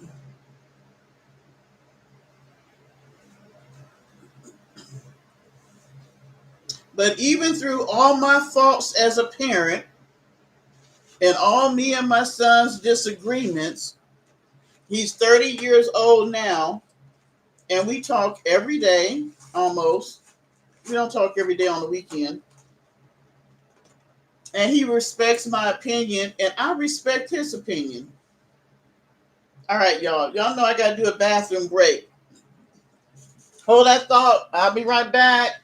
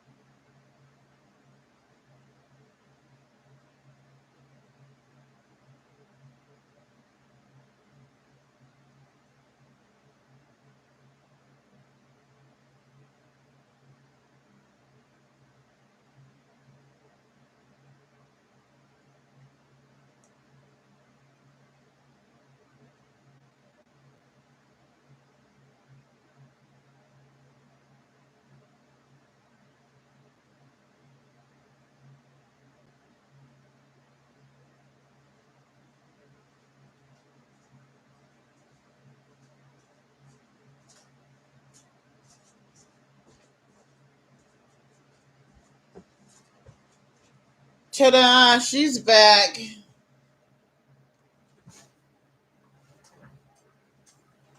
Okay, let me see what I forgot. What I forgot, what I missed. Let's see.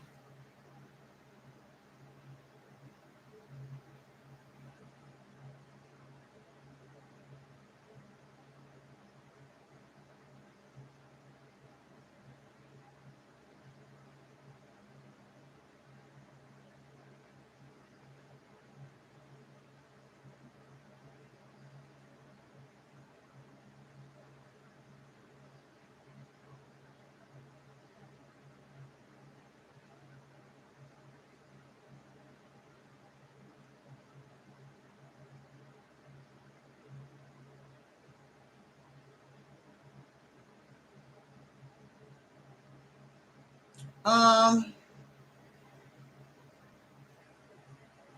Nikki, you need to get into our members group.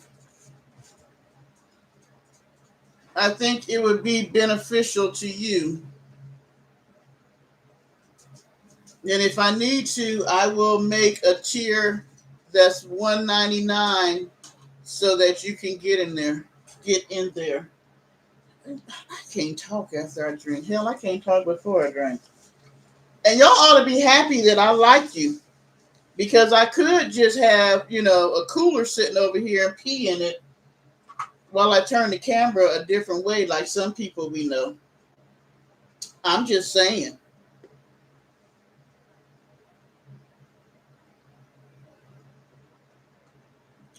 Childhood trauma not only affects us, but it affects our children because if you don't deal with it before you become a parent, you're going to parent through the lens of your trauma. The one thing that I knew that I wanted as a child was for my parents to be more involved in what was going on with me. They never even said, you know what, I got an F in PE one year. I think I was in 10th grade. And my stepfather was livid about that because I got an F in PE. I never liked sports. I wasn't good at it. I didn't like it. And that was the first year that they went co-ed. And I had a football coach as my PE teacher.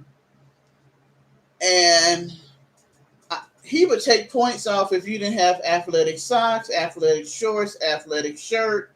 I wanted to be in the fat girl program, and I wasn't fat because they used to be able to do aerobics and stuff like that. So I got an F because I didn't like soccer. I didn't like the trampoline after I hurt my back on it. I was just like, I didn't like PE. I just didn't. I was not a PE child. And I think that they should have things in school for students who are not athletically inclined, that there should have something like aerobics or something like that for them to do physical fitness and not some of the bull crap that I had to do.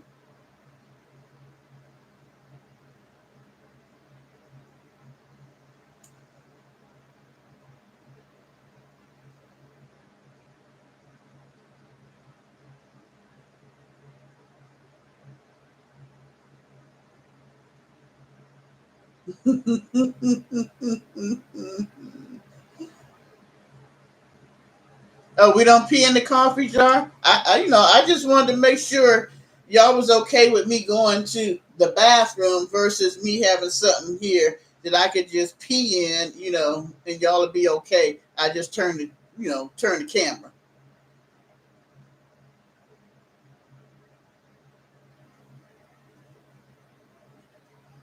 because I got a couple of coolers in the garage that I could just bring here in the office and just pee in, and then I wouldn't have to go nowhere. Y'all would probably flip out if I pissed in a cooler.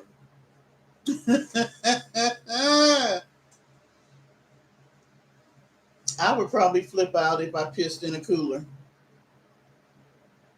What am I talking about?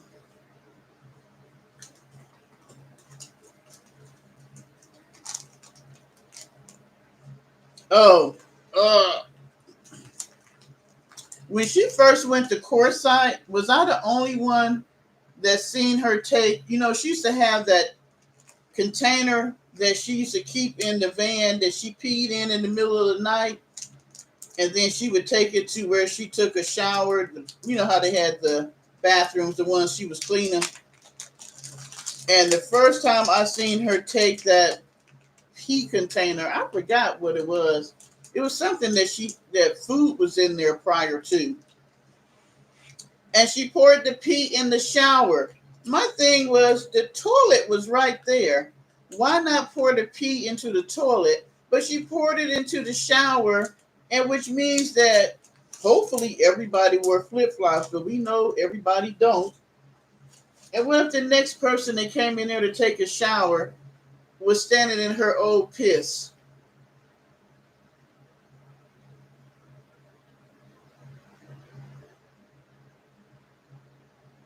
Beverly, you don't ever have to worry about that.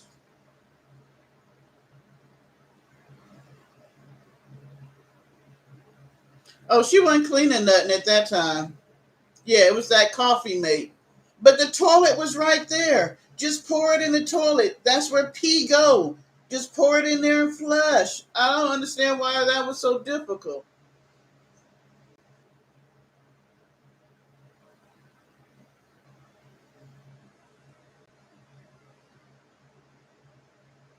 Yeah, she poured her pee in the shower, girl. If you go back and watch some of those videos when she first got the, you know what? I'm gonna tell y'all this, and I don't promote McNasty, but if you want to see some good videos, go back to last year when she first got to courtside. I want to say it was in the spring. Yeah, I'm trying to think of when she left Justine's place. Was it before the holidays or after the holidays? You might need to go back to the end of 2022 and go all the way to the end of the summer of 2023. Them videos, they were off the chain.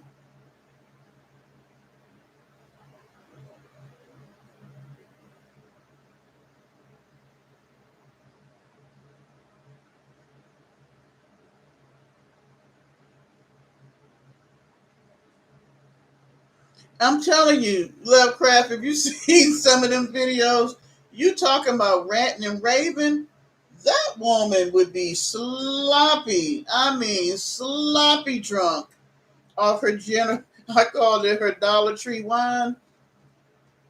And she would be doing some crazy ass stuff. Oh, do y'all remember the video she did when she was in the bed and she was crying and she was so distraught? And the whole video she cried through it because she was so hurt with dealing with her own trauma. I give that woman a A plus. She should have been an actress. She really should have been an actress because that woman can put on. I ain't never seen nobody that could cry like she cried.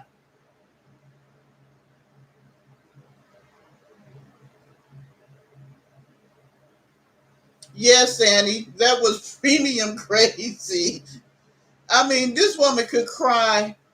I mean, just like that. It was just so fake, but she could cry. I mean, it was ridiculous.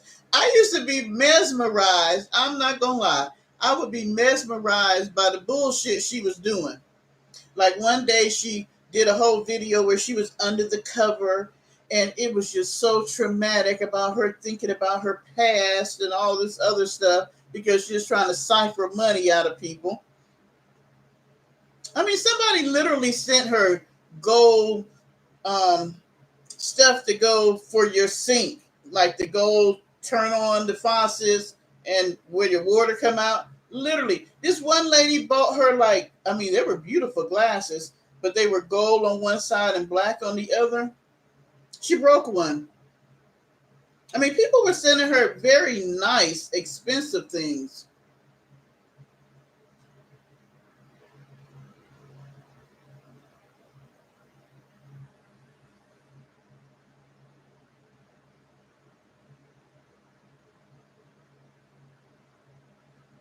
But I'm telling you, I used to look forward to the days where she would go get 2 bottles of Dollar General wine and get some banquet chicken.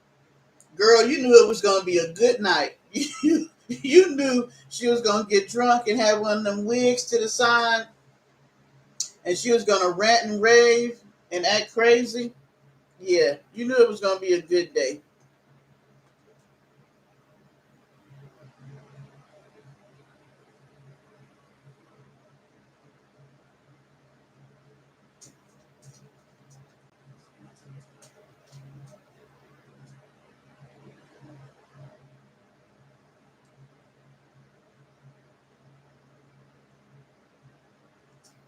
Yes, she did.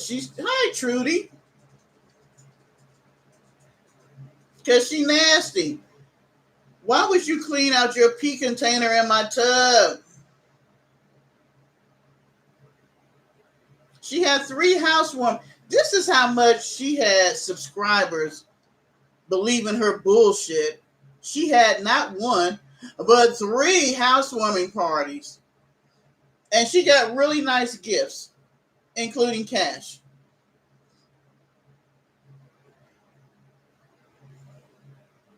Oh yeah, I forgot about the egg rolls because she always swore there was some subscriber that wanted to know, did you buy egg rolls? And that's when, yeah, she was Timu down over in Courtside. And now she's still trying to wear that Timu, but it don't fit her no more.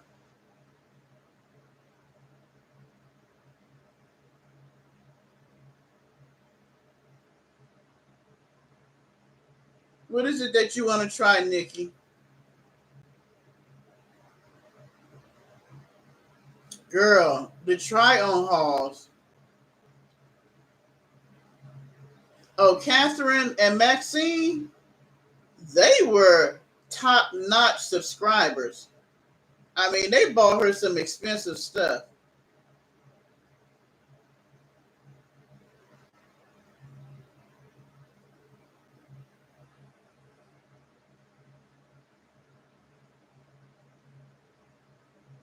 Nikki, you're not a dummy. I want you to quit saying that. You have a good heart. Because I mean, I am a woman that's traveled a lot. I have encountered a lot of different people. Lord know a lot of different men. And that woman, I'm gonna tell you what, she gets an A+ for manipulation. She is a con artist with a capital C. And so don't feel bad about doing what you did. You did what you did because of the fact that you have a good heart. Now, what she did on the other side is totally different. You're not to blame for what you did. It's what she did because she was lying. And you're not the only one. And that's why I started well, I already had a channel, but that's why I started talking about her. Because of the fact that she would use God. She was manipulating. When I first started watching her, I was literally looking. I started watching a girl that was living in her car, and that's how it rolled over to people living in their van, and she was one of the people that came up. That's how I started watching her. But then when I realized that she was full of shit, and it didn't take me long, I found her quite entertaining because I love psychology, and I think the mind is the most sexiest organ in the whole body. That's why I watched her. She was entertaining to me. I was trying to diagnose her, but I realized she was like the whole damn book. Nikki, not everybody scams on YouTube because I do not scam.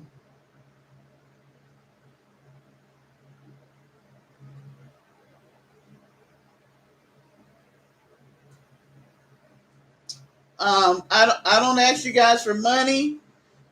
I might say sometimes, and I don't even say all the time, subscribe and thumbs up. I say that more now than I ever did. Um, I just want people that want to come and be a part of the group. If I'm not your cup of tea or the people in the chat aren't your cup of tea, that's okay. I don't have to have a million subscribers. I have a full-time job that I work, and I have a full-time educational adventure that I'm on. And so I'm not on here to make money. And see, that's where the issue comes in at. Because I was fooled when I first came to YouTube. I didn't know anything about YouTube till 2019. When I had retired, semi-retired, that's when I found YouTube, and I used to watch how people did the Dollar Tree crafts and stuff. Lord, no, I got enough Dollar Tree crafts around here because I love stuff like that. I love decorating. I love arts and crafts. And that's how I started out watching YouTube because I had a lot more time. Before I used to work all the time. I didn't have time to be watching YouTube. I was working. I was in school. So yeah, I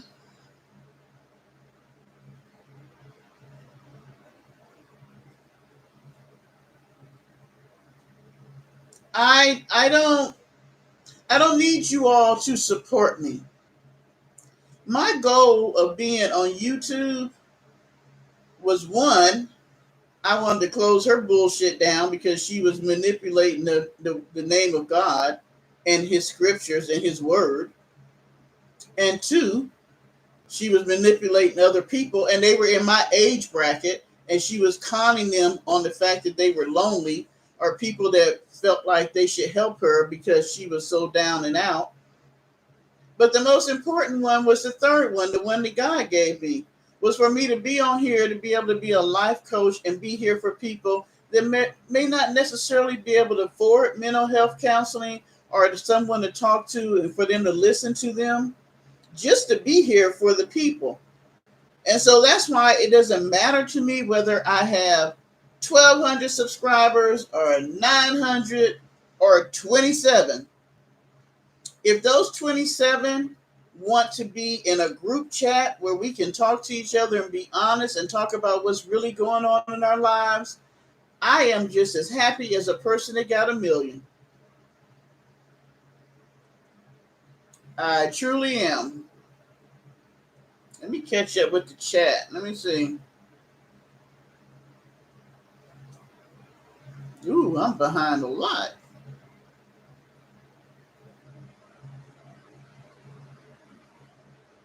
Mm.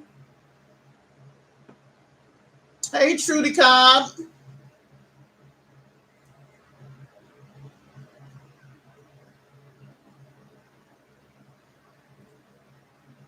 Girl, Nikki.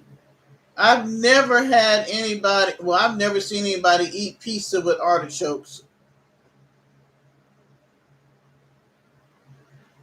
Now, when I was in Spain, I did order tuna pizza by mistake, trying to use my skills speaking Spanish, but yeah, and reading Spanish.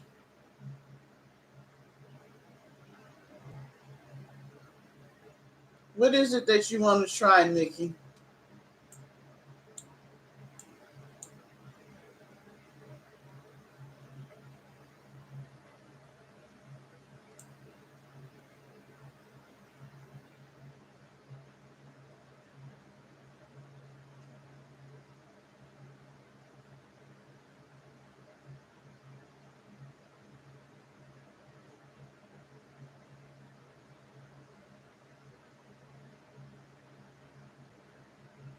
I'm sorry, I'm trying to catch up on the chat, so give me a second.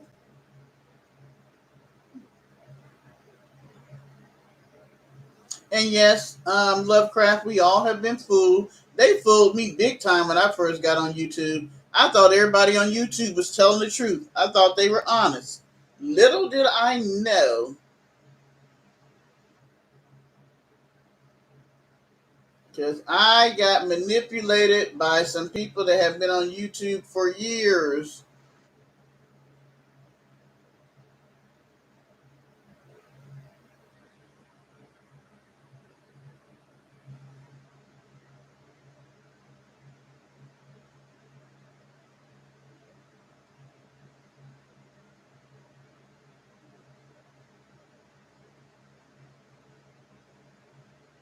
What? Oh, y'all just typing up tonight.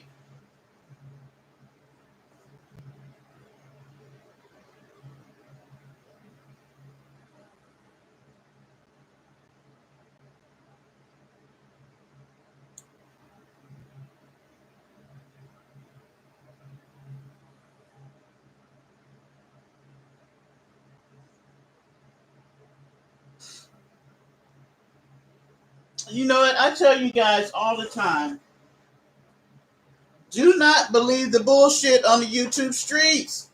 This is a whole virtual world that is on. It's like parallel to our real world, except you got more con artists, more liars, more thieves, more manipulators than I could ever even think about.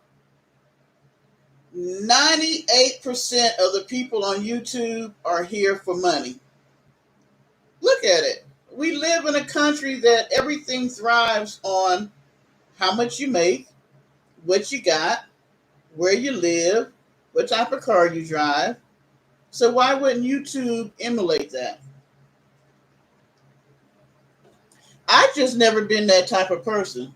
I was raised in a household that I never had to want for anything. So I had no concept of money. Money didn't mean anything to me.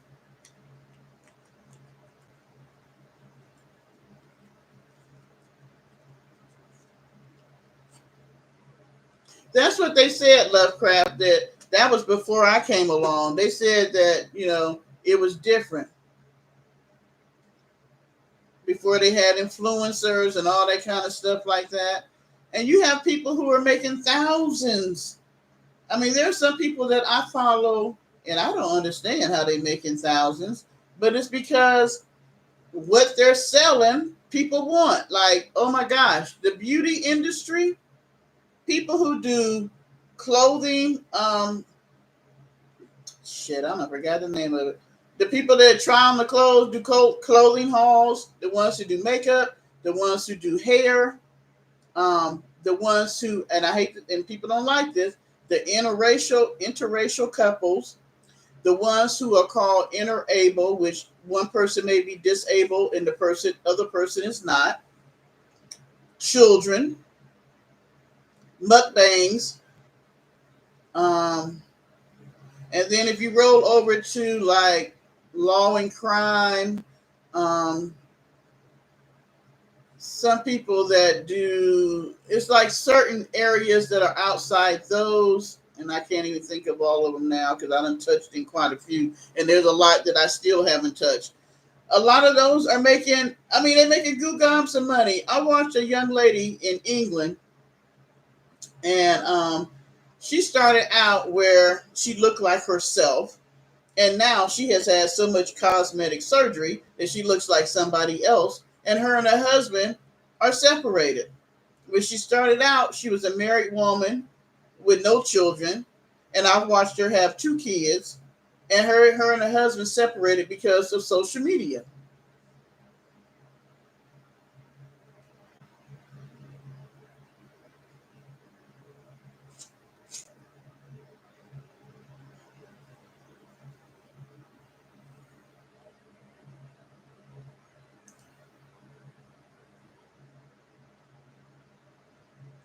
Let me say this. Vanessa is living out the life that she was shown. And I say this all the time. If my son had been raised in a household, when my son, when he first, when I first had him, for the first 5 years, I was a drinker. And then I gave my life to Christ. And so I didn't drink till I didn't start drinking again and smoking until after my son was out the house. So from the age of 6 on, he never seen any of that. But what he did see was me and my ex arguing a lot. We never called each other out of our names. We never cursed each other. But we did have a lot of arguments, which was not healthy for me. I thought it wasn't healthy for my son and the other two boys, which I call them my sons. I didn't for our children, it wasn't healthy. But we didn't curse. We were the good Christians. We argued like good Christian people. But still we did damage to the boys. And I told him we have to take credit for what we did. Now, there are other people that was raised in households that were horrific. Now, even if a fourth of what she told us was true, it was still a bad childhood. But even in that, they taught her. If all you knew was a mama who had multiple men coming through the house, and she kept having children. A daddy who was abusive that drank. I don't know if the mama drank or did drugs or whatever, because I never know with her stories what is true and what is not. And moving from pillar to post and having grandparents or a grandmother that didn't really care for you because she had to take care of you and everybody else she was taking care of. You know, having cousins and uncles that treated you like shit because you had the mama that wasn't around. All that is not a conducive environment for a child. So all the things she talked about in her family that she didn't like, that's what she was taught. That's what she was taught. She was taught how to con, manipulate, use her body to get men to do what she wanted. All the things that she talked about, she's done that in her life, and she still does. The problem is she has not identified with the fact that even though she's celibate, there's a lot of other shit that she still do or still does that is not kosher.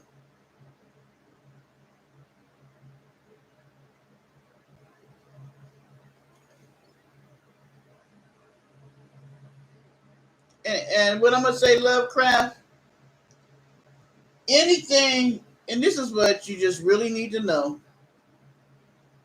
Anything you put out here on the internet is going to be here forever. That's why I'm mindful of what I put out here. I don't put anything out here that I can't back up or that I'm ashamed of. Or that if you look at my old videos 10 years from now, okay, that's where I was 10 years ago. I'm okay with it. I'm not going to have where I got to delete videos knowing that other people made copies of them because I was such a nasty woman.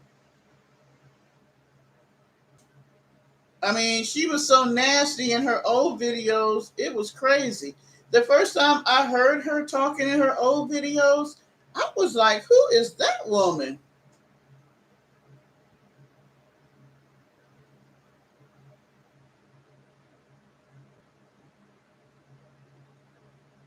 I believe, still I rise, anybody can change.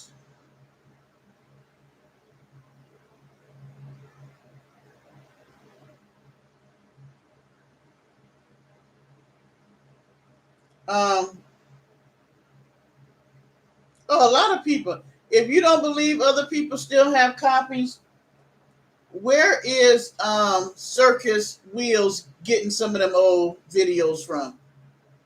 Either Circus Wheels was around when she was making them videos, or Circus Wheels knows somebody that got them videos. Because they have put videos out that I've never seen and I have yet to find on YouTube.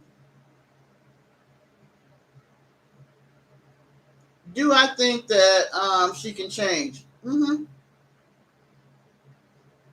Still I Rise, you was in our members group. Anybody can change.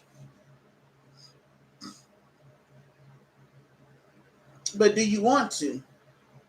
You have to have a desire to want to. She has a desire to make money.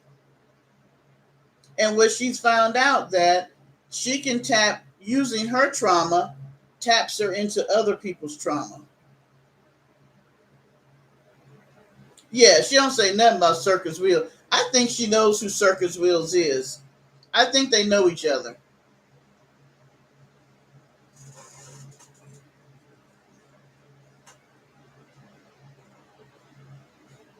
Because she did a stuffed animal for me, one for Arabs, and one for Justine. Why Circus Wheels wasn't in the bed with her?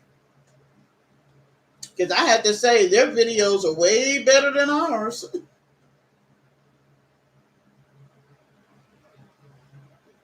She does have, and one of my videos is why are you one of the most hated women on YouTube? You can delete videos all day long, but somebody else got a copy of it. Why? You know why they make copies of her videos? Because she's so damn nasty. They make copies because she's so nasty. And my thing is, why did you think that your past wasn't going to catch up to your present? But that's what she knows.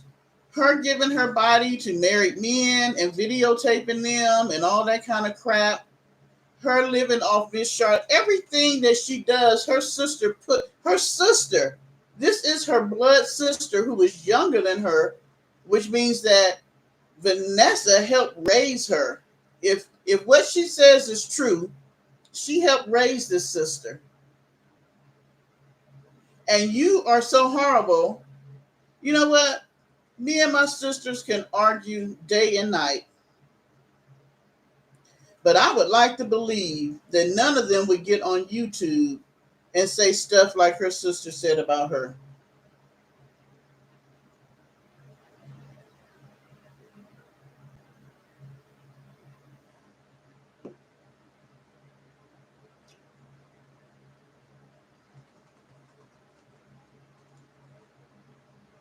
Okay, well, Lovecraft, if you don't think that she knows who Circus Wheels is, why has she never made a video about them? Whether it's one person, two person, three people, she's never made a video about them.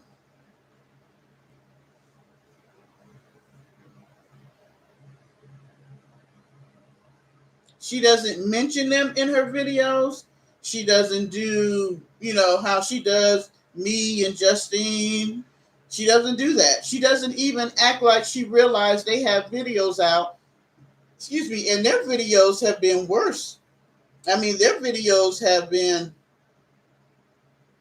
down to the nitty gritty compared to ours. I don't know if it's her sister. It might be a family member. Hell, it could be her son for all we know.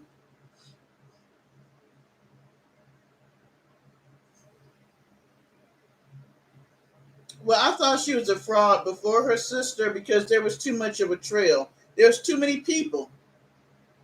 There was too many people that talked about her that was in arguments with her. That's what I think, Peaches and Cream.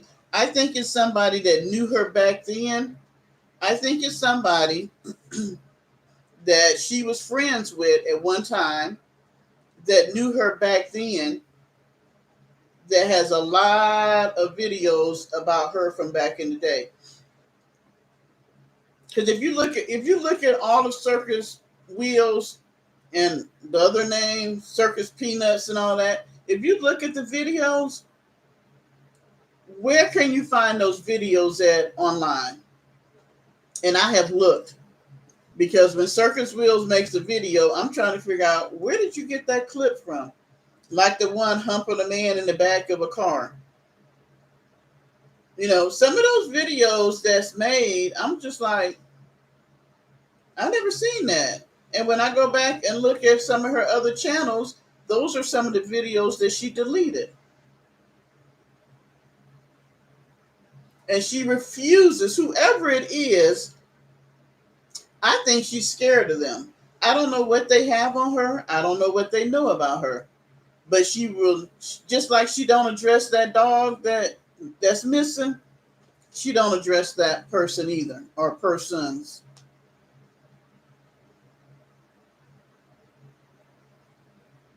It don't matter whether they reveal themselves. She could just talk about them by the name that they have on YouTube. She don't know who the hell I am. But she addressed me. You can address somebody even if you don't see who they are. That's what I'm saying, Beverly. Circus Wheels got some information about her that's gonna get in that ass. And that's why she ain't saying that. And she hoping that they won't say too much. But I'm gonna say every time Circus Wheel come out, they reveal something new that I ain't never seen before.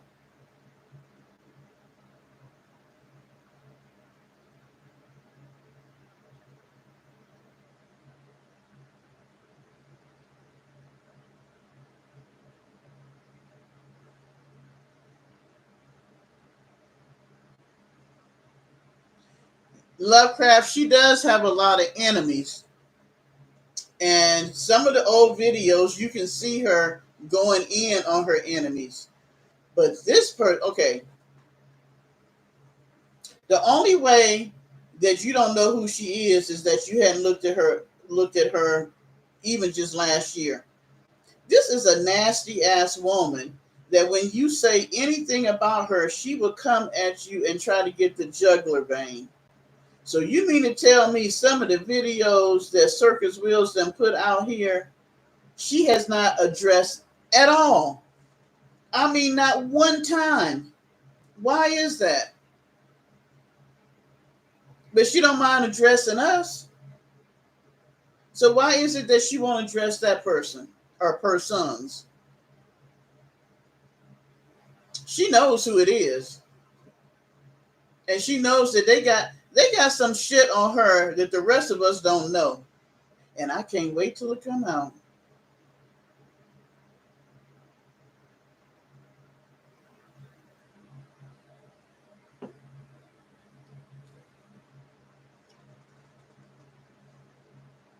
I've never seen the videos that Circus. Now there are some that Circus Wheels use that I've used, Arabs used, and Justine have used, and they have put in their shorts. But there's a lot of pieces of the video that I've never seen before. So if it's her sister, I'm gonna have to give her credit then. But even I don't believe it's the sister because when the sister said what she said, she got in the van and did a couple of hours cussing and fussing about her sister.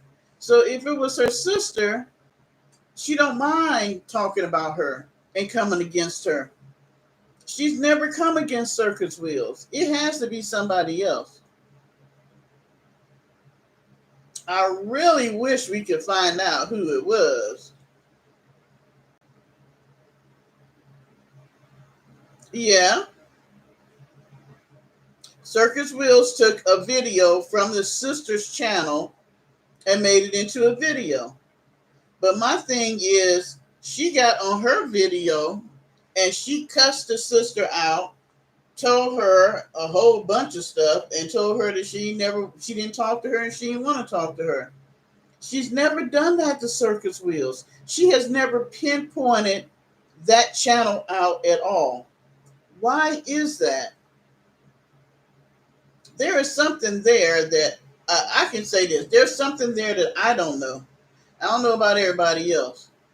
But Circus Wheels and her go back. They got some history together. Now, I don't know who it is. I don't know if it's a family. I don't know if it's a family friend. I don't know if it's her child. I don't know if it's another sibling in the family. I don't know who it is. But they know her.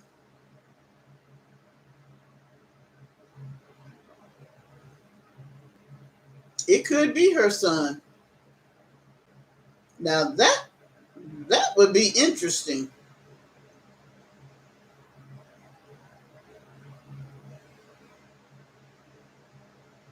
That's what I'm saying. She takes out her frustrations on us all the time. She has no problem. Hell, she pretending like she's sleeping with us in her bed, which is kind of creepy in itself.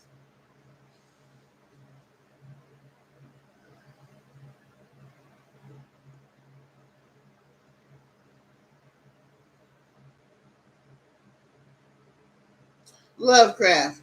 I don't give a damn. McNasty can look at every damn video and thank you for the view. I think you should subscribe to me, really. As much as you watch me, you really should subscribe. This woman has gone back and watched every single damn video I have made. If you think I'm lying, test me. Because in her own video, she shows that she has watched my video because she has said things in her video that there's no way you would know unless you watch my video. And it might be in the beginning, it might be in the middle, it might be in the end.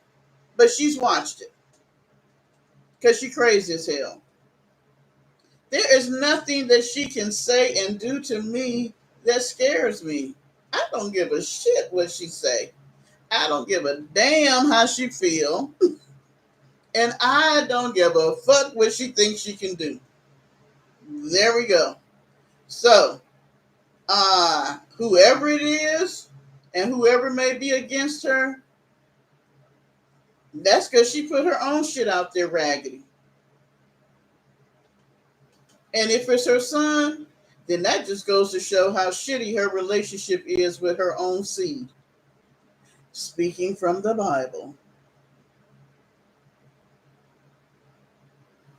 We know she watches. She watches Justine every day. She watches Arabs every day. She watches me every day. And I know damn well she watches Circus Wheels.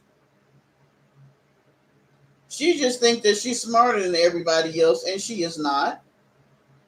She thinks that because she lives off of YouTube money, that the rest of us do.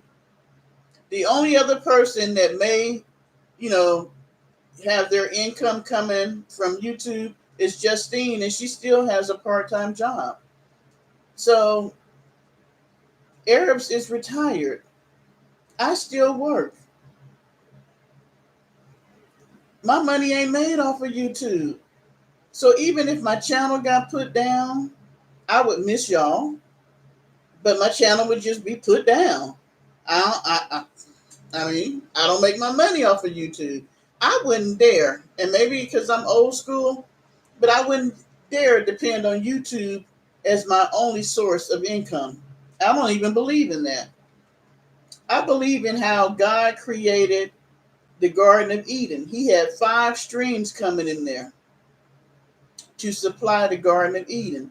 I believe you should always have more than one stream of income or money or resources coming into your household. So that if one fails, you got something as a backup.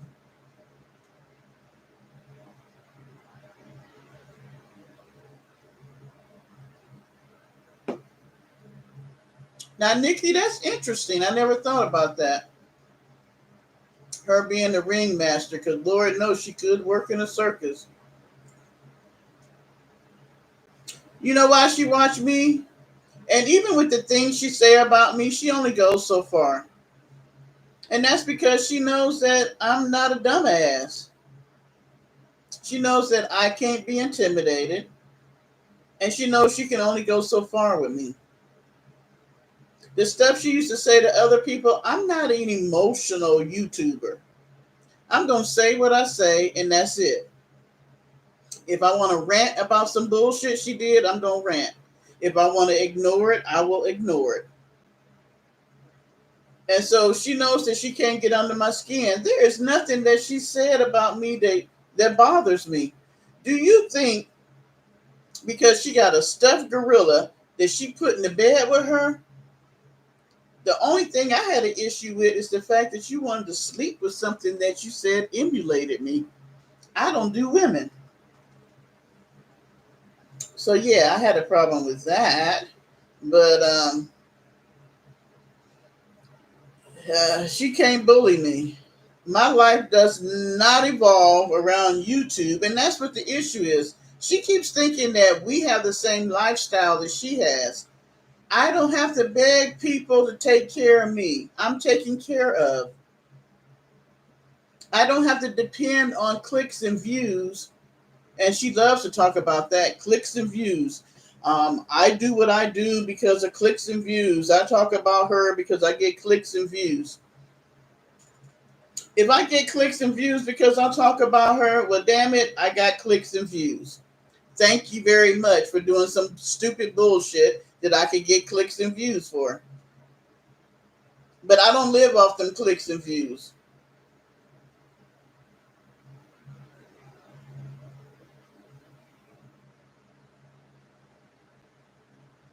Let me tell y'all something. And this is straight up honest. The most I've made off of YouTube so far is $212. Do you think I could live off of $212? Hell, I just went to Hawaii in April. Do you think it was only $212 for me to go to Hawaii? Please. I don't use YouTube as my source of income. If they drop a little bitty check like that in my bank account, that's up. You know what that is? That's an Instacart grocery run or a couple of, probably maybe 3 Uber Eats. Thank you.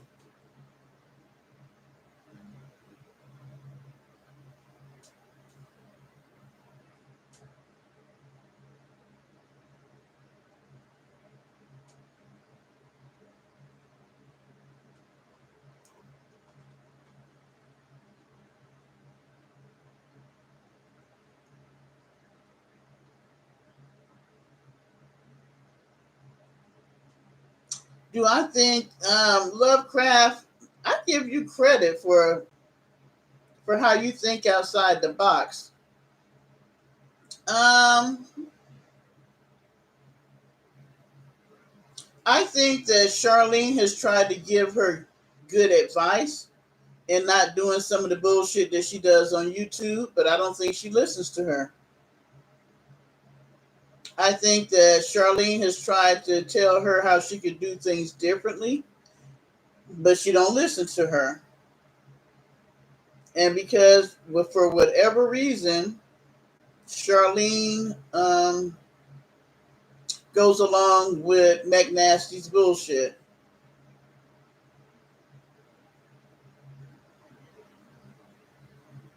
Because did you not early? If you didn't, Lord, me and 2 bottles of wine is it just don't work. Um, there were videos early on where she told Charlene that she would cook and clean for her, and she kept telling Charlene like, "How would you like to have somebody that cooked and cleaned for you and all this stuff?" And Charlene was like, "Yeah, yeah, I would like that." And I think this was before she went to Texas. So this was last year, end of last year, beginning of this year. And that's what, if you notice, that's what she does. Miss Charlene does more of the cooking, thank God, because McNasty probably would have killed her by now. But you notice that she does the cleaning. She cleans the bathroom, she cleans the kitchen, she washes the dishes, she rearranges the cabinets. She is a maid. She works she works for her keep pretty much. She don't pay Charlene no money, but she gonna wash them dishes at night so that she can make sure she got a bed to sleep in.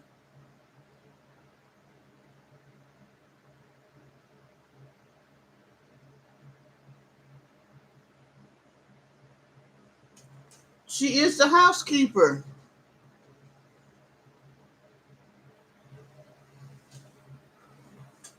I don't think Charlene is ignorant to what she is and who she is.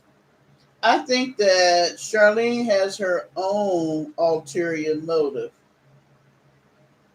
and I think it's loneliness. And I don't care what nobody say. The only time I see her act so sexual is when she's down there with Charlene. And my thing is, Charlene probably is bi or gay, but she ain't never gonna say it because she didn't come from that type of era that that's what you would say. When I was in school, of course there were people that was gay. There was nobody that ever came out and said I'm gay. I don't remember not one person ever saying I'm gay, as far as I know. But we knew they were gay. And Charlene's older than me. So you know damn well they weren't talking about that. And so as the woman that she is, she don't want to be on camera. She don't want her videotaping her. And if she's gay, she ain't gonna tell nobody. But everybody probably know. And Vanessa can say all day that she's celibate and not sleeping with men, but it don't mean you ain't sleeping with women. Okay? Let's see where the chat at.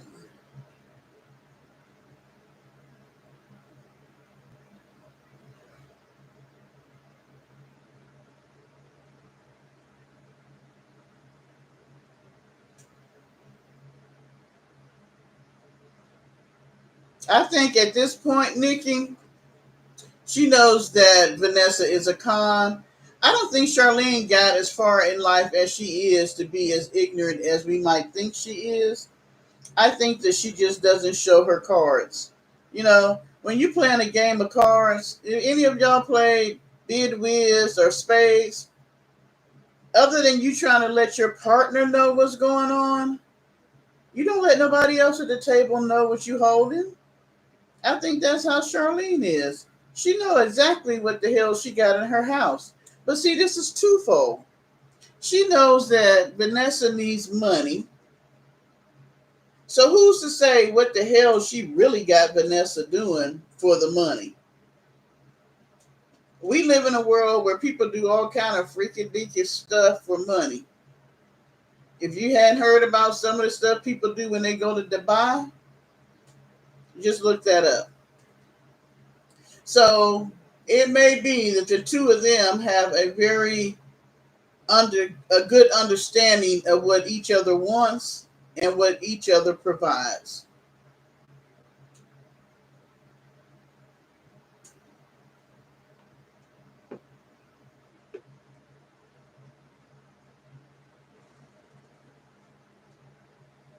I mean, have you ever went out with a guy that you know you didn't like, but he had money? I don't like the way this is today. Or am I the only one that did that?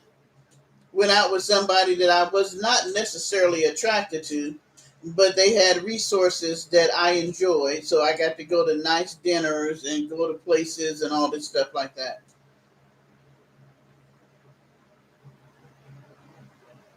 Sometimes you make deals with people that, if you really thought about it, you probably wouldn't have made the deal.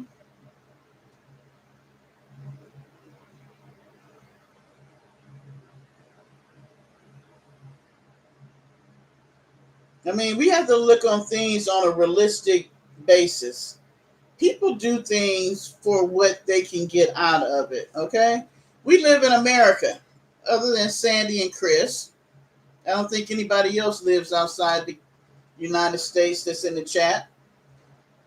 We live in a very greedy culture. It's all about the green. Everything is based on money.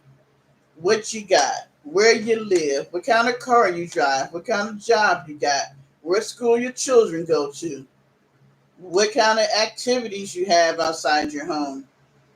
All about the money.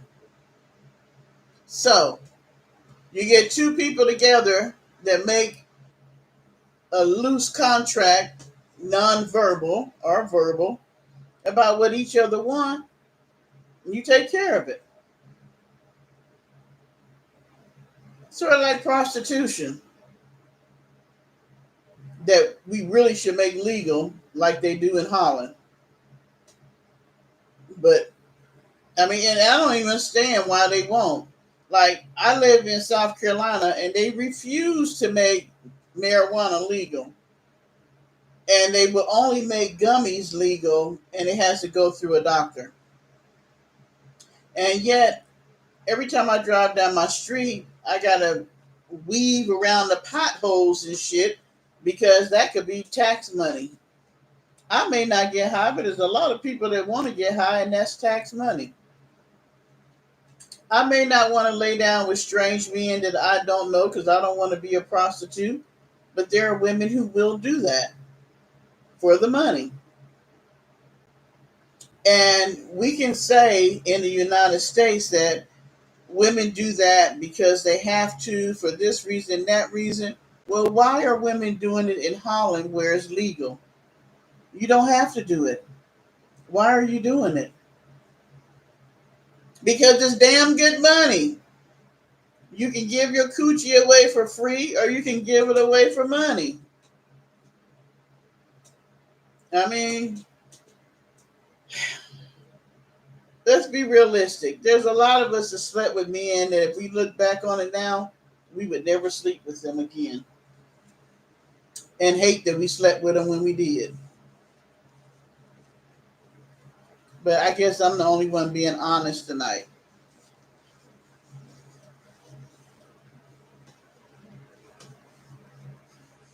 I believe that Vanessa and Charlene have a very lucrative understanding between the two of them about what each other want.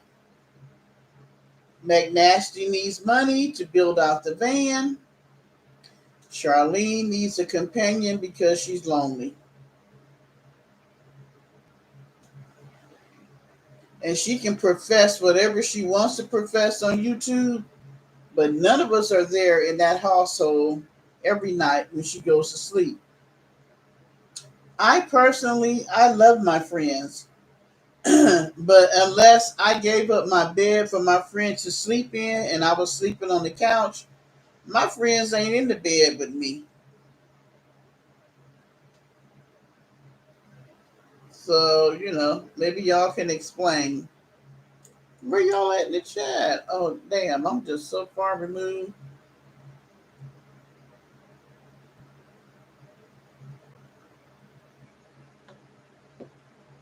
Okay, still I rise. You really believe she been celibate that long?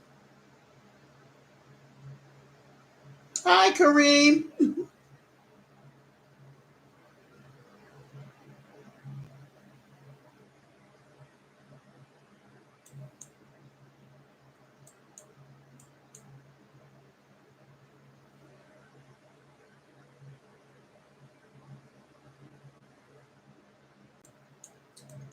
Girl, y'all know the wine done kicked in. I didn't realize y'all had comments. And there's nothing wrong with meeting your true mate. My thing is this: I'm not going to pay for somebody to be with me. I don't give a damn. I'm 62. I'm not going to pay for a man to be with me. If I ever have to pay for a man, you're going to do whatever the hell I want you to do. That's what I'm saying. We got a contract. This is what I'm paying for. That's what the hell you need to do. And if I'm unhappy with it, then maybe you don't get all your pay. I don't know. But I'm not paying for a man. I'm not. I did enough of that when I was married. My ex-husband got all the money any man is ever going to get out of me for the rest of my life.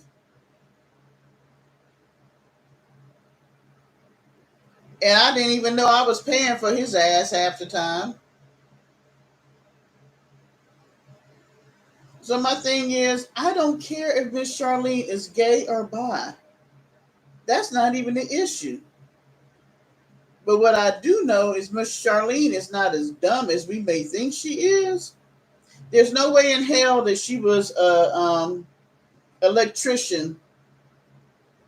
And we do know that there are some people that have book smarts, and there's some people that have common sense, and we mesh them together. There's somebody that have both. I do believe there is a deficit somewhere because they are twins, and they do act a little different from the rest of us. But it don't make you dumb.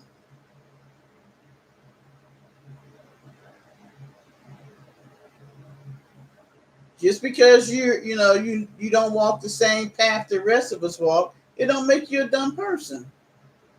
They have a lot of skills that I can honestly say I do not have. But then there are things, you tell me this. How is it that she's a woman that's older than me?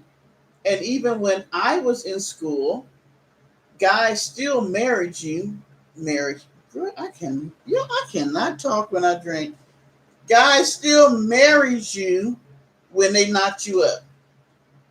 So Miss Charlene has gone her whole life, no children, no husband. What's that say to y'all?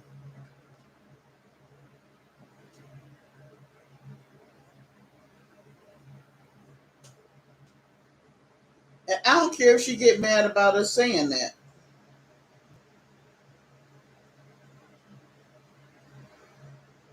The twins are nice women. I'm not saying they're nice women. I'm not saying they're not respectable women. I'm not saying that they didn't have careers. I'm not saying I think it's awesome that they have a whole damn homestead that they're cultivating. What I'm saying is inside that home, There are some things going on that the rest of us don't know about.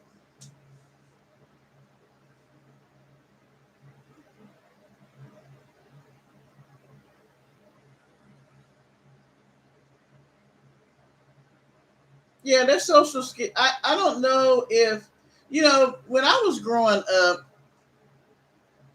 they had, the special eds. They didn't call it special ed. Um, Children that learn, and just because you learn different, I call it different. It's not slower, it's not faster, it's just different. Everybody learns. There's some people that are visual, some people that have to hear some, there's some people that have to write, and there's some that do it all.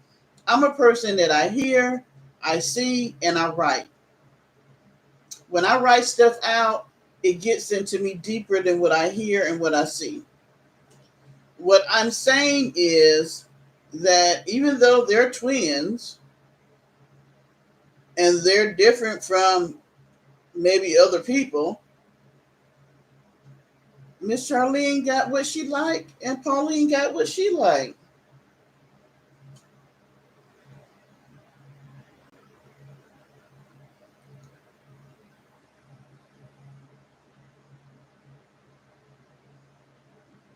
I'm sorry.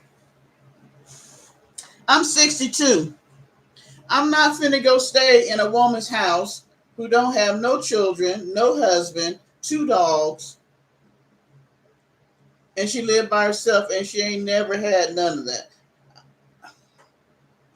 And even in her conversation of saying that she's not having a relationship with Miss Charlene, she never even throws in the fact that Miss Charlene dates. Miss Charlene got an ex-husband. Miss Charlene used to have men that she dated. She just started quit dating because she's gotten older and don't like, men have lied to her, whatever. All the stuff she says about herself, she don't mind putting all the rest of the information out there. How come she never mentioned that? To help solidify the fact that they're not into something. If you think that McNasty would not stoop to the level of manipulating that woman through some type of love bombing, love interest, sexual type of interaction, y'all crazy as hell. Y'all crazy as she is.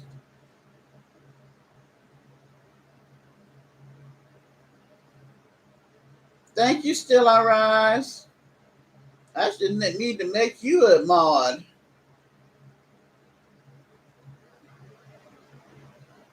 Oh, I got her up. I got her in New Mexico. Let's see. It is one something here, so that means it's like 11 something there. So she's over there ranting and raving about what I'm talking about. Mm-hmm. That just goes to show how much that crazy ass woman like watching my videos. Hey, McNasty. Thank you for joining the live. Thank you, ma'am. I know you like watching my videos. I know you do. And it's okay. I am quite entertaining sometimes.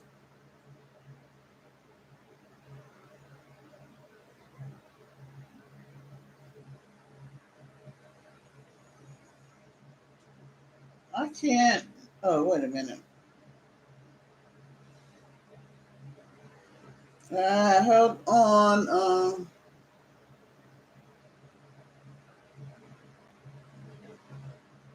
Oh.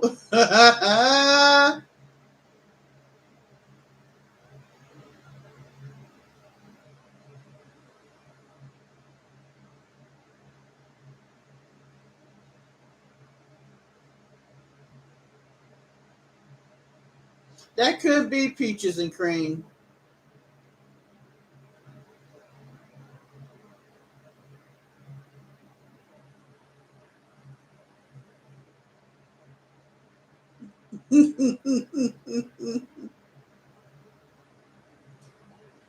I like the fact that she feels the need to come to my channel and bullshit. Usually once a month, she'll put a comment in there because she can't help herself.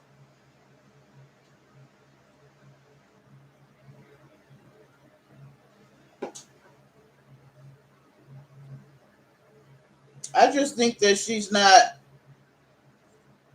for as much as she'd like to believe, she's not intellectually smart enough to go into a debate with me, Justine, and Arabs. She's just not. She may think she is, but she's not.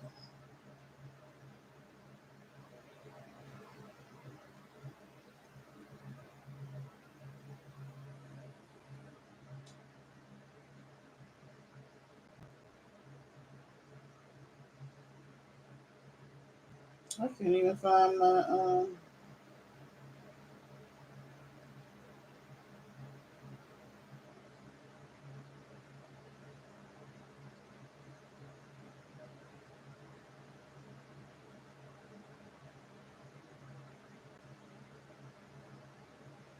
girl. You know, she killed me with that phone. Here she go.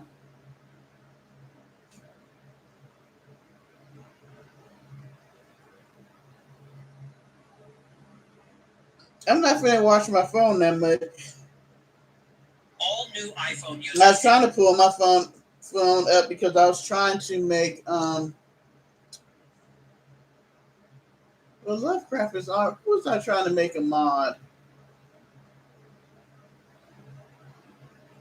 Oh, Lovecraft, I know that because I can say stuff on my channel and she's gonna go ahead and do it. Just like last week I said about the fact that she wasn't talking about God, so she been doing about God. She watches me. If I pray every day, then she decides she wants to pray. If I talk about sex, she wants to talk about sex. We don't have the same subscribers. You got to do what your subscribers want.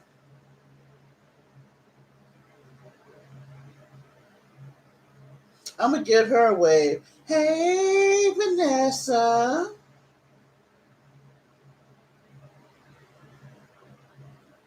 Because she can't help herself.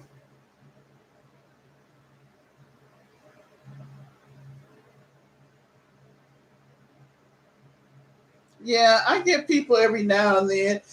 Oh, excuse me. And I think it's her because I don't really get a lot of trolls. I really don't.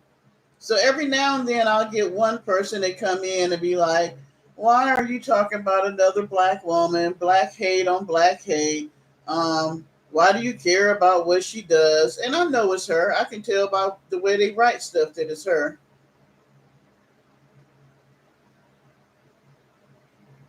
But my thing is, she can come on the channel. I know how to do StreamYard now. And she can come on the channel. We can talk. I mean, she's not gonna let me come on her channel. I can't even make a comment because if I make a comment, she gonna block me. I've never made a comment, so I'm not blocked. But yeah, I don't have a problem having open dialogue with her. So I invite you to come to my channel, or I will come to your channel as long as you allow me to be able to speak freely and not get blocked.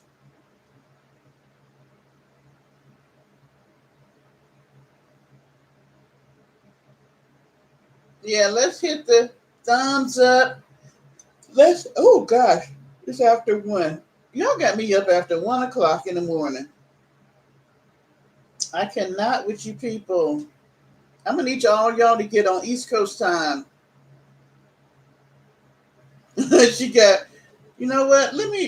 I got my TV on. I'm gonna go to her channel because she was cooking liver and onions earlier, so I guess she finished cooking that. Because I know there's no way in hell she's been cooking livers and onions this long. So let's see. Ooh, ooh. Is this on the journey or the healing video or the healing channel?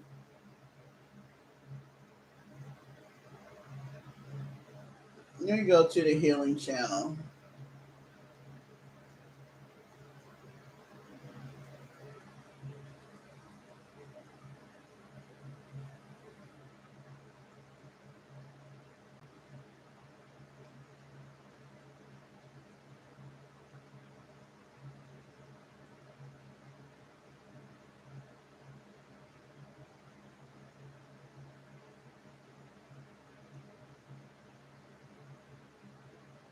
Okay, so I'm going to see if she's on the healing channel because oh, okay, so she live on the healing channel.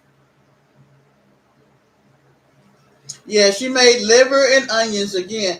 Okay, I see her sleeping with the big teddy bear.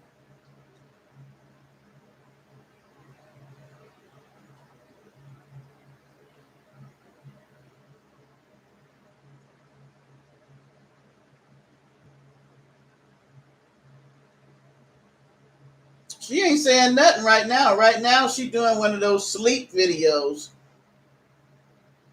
I don't understand why she got to sleep with a stuffed animal. And I'm gonna say this: people watch Justine because Justine is pretty and have a nice body, and they hoping the covers are gonna come off really good so they can look at her while she sleep. Ain't nobody trying to see McNasty body. They're not. Let's see if she says something really crappy about me before she went to sleep.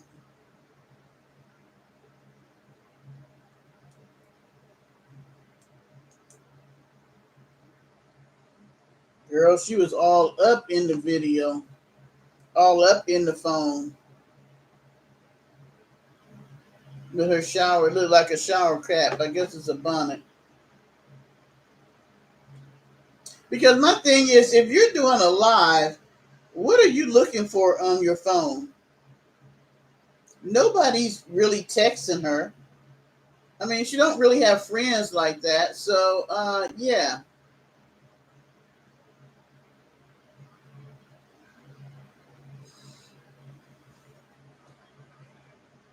Here in eyes, I wish I would. Why would I watch her fan when I got fans in my own damn house I can watch? I mean, she's sitting here on the side of her bed watching that phone. Hey, McNasty, was you watching the live? Girl, you need to go ahead and join members. Go on and get that $3.99. Cause she is all in. And you know what? She love y'all comments. She be on y'all comments so bad, it's ridiculous. Half the time, it's not even about what I said. It's about what y'all said in the comments.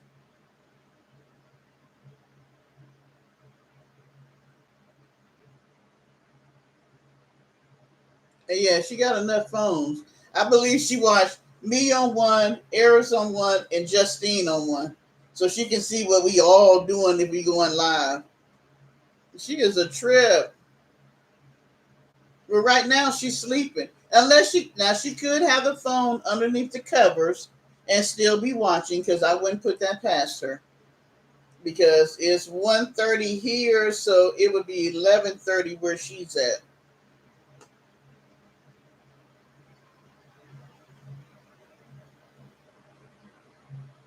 Yes.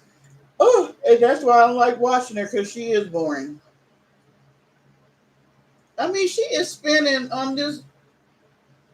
I rewind the live to see if she was saying something. This woman been sitting on the side of her bed now for how long, going through, and you can tell that she must be looking at somebody live because she's steady strolling up. And we know that she don't have that many comments in her own chat. Girl, I done told y'all Teddy got it going on.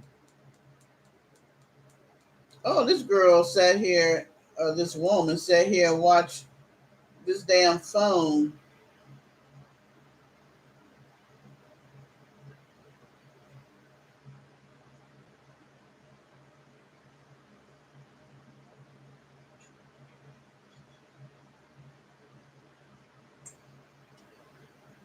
You don't think she sleep, Nikki?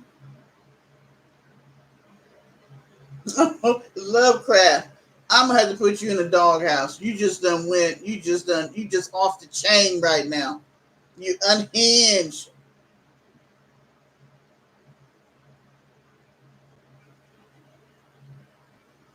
I don't see where she was talking about me. I believe she was watching my chat. That I do believe.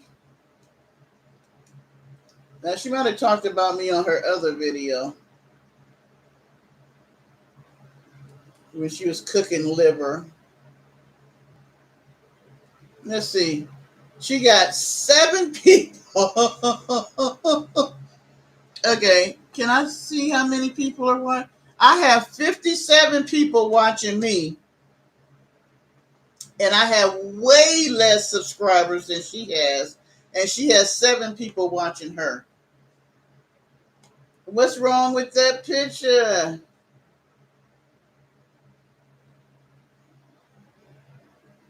She probably will.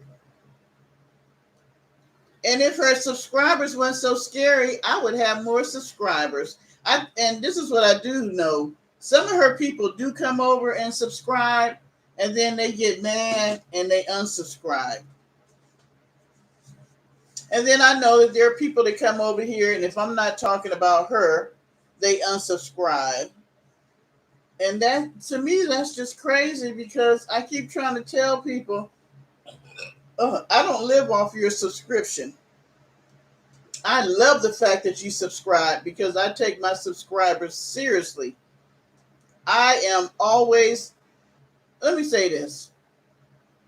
If I've never told y'all before, I am in awe and amazed that you all come and listen to what I say. Because who the hell am I? Just another woman that's living here in the world, and you guys think enough of what I say to come and interact with me. That in itself is awesome. I don't know if people really think about that. I don't know if YouTubers really think about the fact that people take time out of their day to come and interact with you. They could be doing anything else in the world, but they come. I mean, like Sandy and Chris, they're in Australia. That is wild to me that people live in a whole totally different country, but they come and listen to me talk whatever bullshit I'm talking about for the day.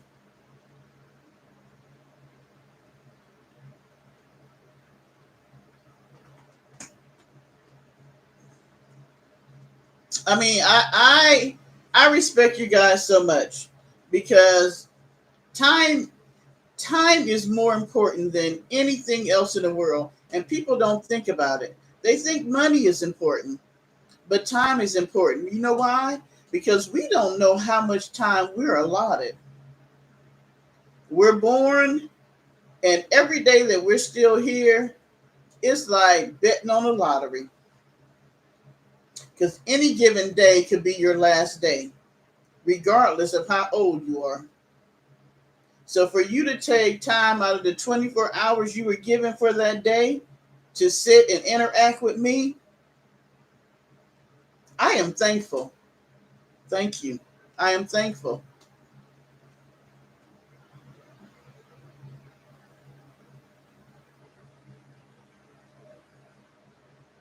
Oh, Sandy and Chris, you know, y'all becoming my favorite couple. Oh, y'all come to see Parker too? Okay, Nikki. Well, I tell you what, when Parker can damn turn on the damn computer and get on here and chit chat with y'all, Parker is like, well, I don't even know where is he? Uh, Parker done went to bed. Parker said he don't give a shit about what y'all think. Parker go to bed when he wants to. Parker eat when he wants to. Parker don't even deal with me when he don't want to.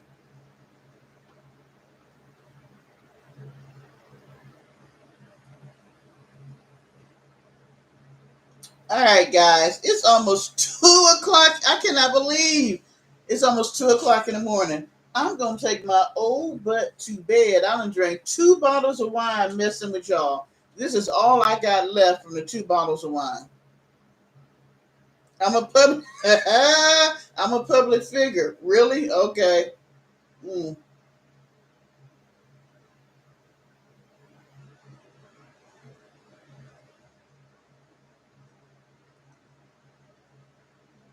Hey, Donisha don't be here all the time. She's not really. YouTube ain't her thing. She just does it every now and then. Nikki, you're sweet. I don't have any problem keeping you company. Yes, I am going to watch that as I go to sleep tonight, and I probably have to watch it again, Sandy, because I'm probably going to go to sleep on it. And I hate when I do that because that means that I'm giving her views because I go to sleep and then her videos will continue to play and I give her damn views. All right, guys, I am going to get off of here. Why? Because I'm tipsy and I need to go to sleep and I need to pee again. So I'm just going to call it a night. I have had to go to the bathroom 3 times. I'm old. I got an old bladder. That's all I can say. I got an old bladder.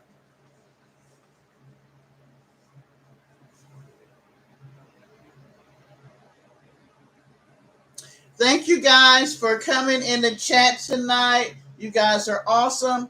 Thumbs up. If you haven't subscribed, please subscribe. I might be talking about something that you're interested in. You never know. My topics go from one thing to the other. You just never know what we might be talking about in a live. Oh, I love you, Sandy and Chris. Mwah. Y'all my favorite couple outside the United States. Hell, y'all my only couple. Hearing Eyes. Tell me the name of that movie again because once the live goes out, I can't see any of the comments. So, what is the name of that movie again? I'm going to write it down. Good night, Beverly. Oh, Jack, is it Jaquinetta? Okay, so you must have been in the bushes the whole time because I did not see you make a comment. But thank you for listening. Good night, Lovecraft. Love ya. And I appreciate you. Oh, I don't ever say thank you to my mods. I appreciate you guys. Y'all are awesome. I don't see any trolls in our chat. Every now and then we get one to sneak through, but for the most part, we don't have no trolls. Lovecraft, what is the name of that movie? Well, Jacqueline, I need you to get in the chat and be a part. I don't want anybody in the bushes. Everybody has a voice. Everybody has an opinion. And we don't have to agree. We can agree to disagree. So please don't ever feel like you need to be in the bushes. This is an open forum. Oh, girl, you know I'm not watching no damn Deliverance. I'm not watching no children crawl up the wall. Thank you. I'll see you next time, too. Good night, Oh, Mel. Hey, boo boo. You must have been in the bushes too. Good night, y'all. Okay, so let me see how I can get out of this live on my desktop.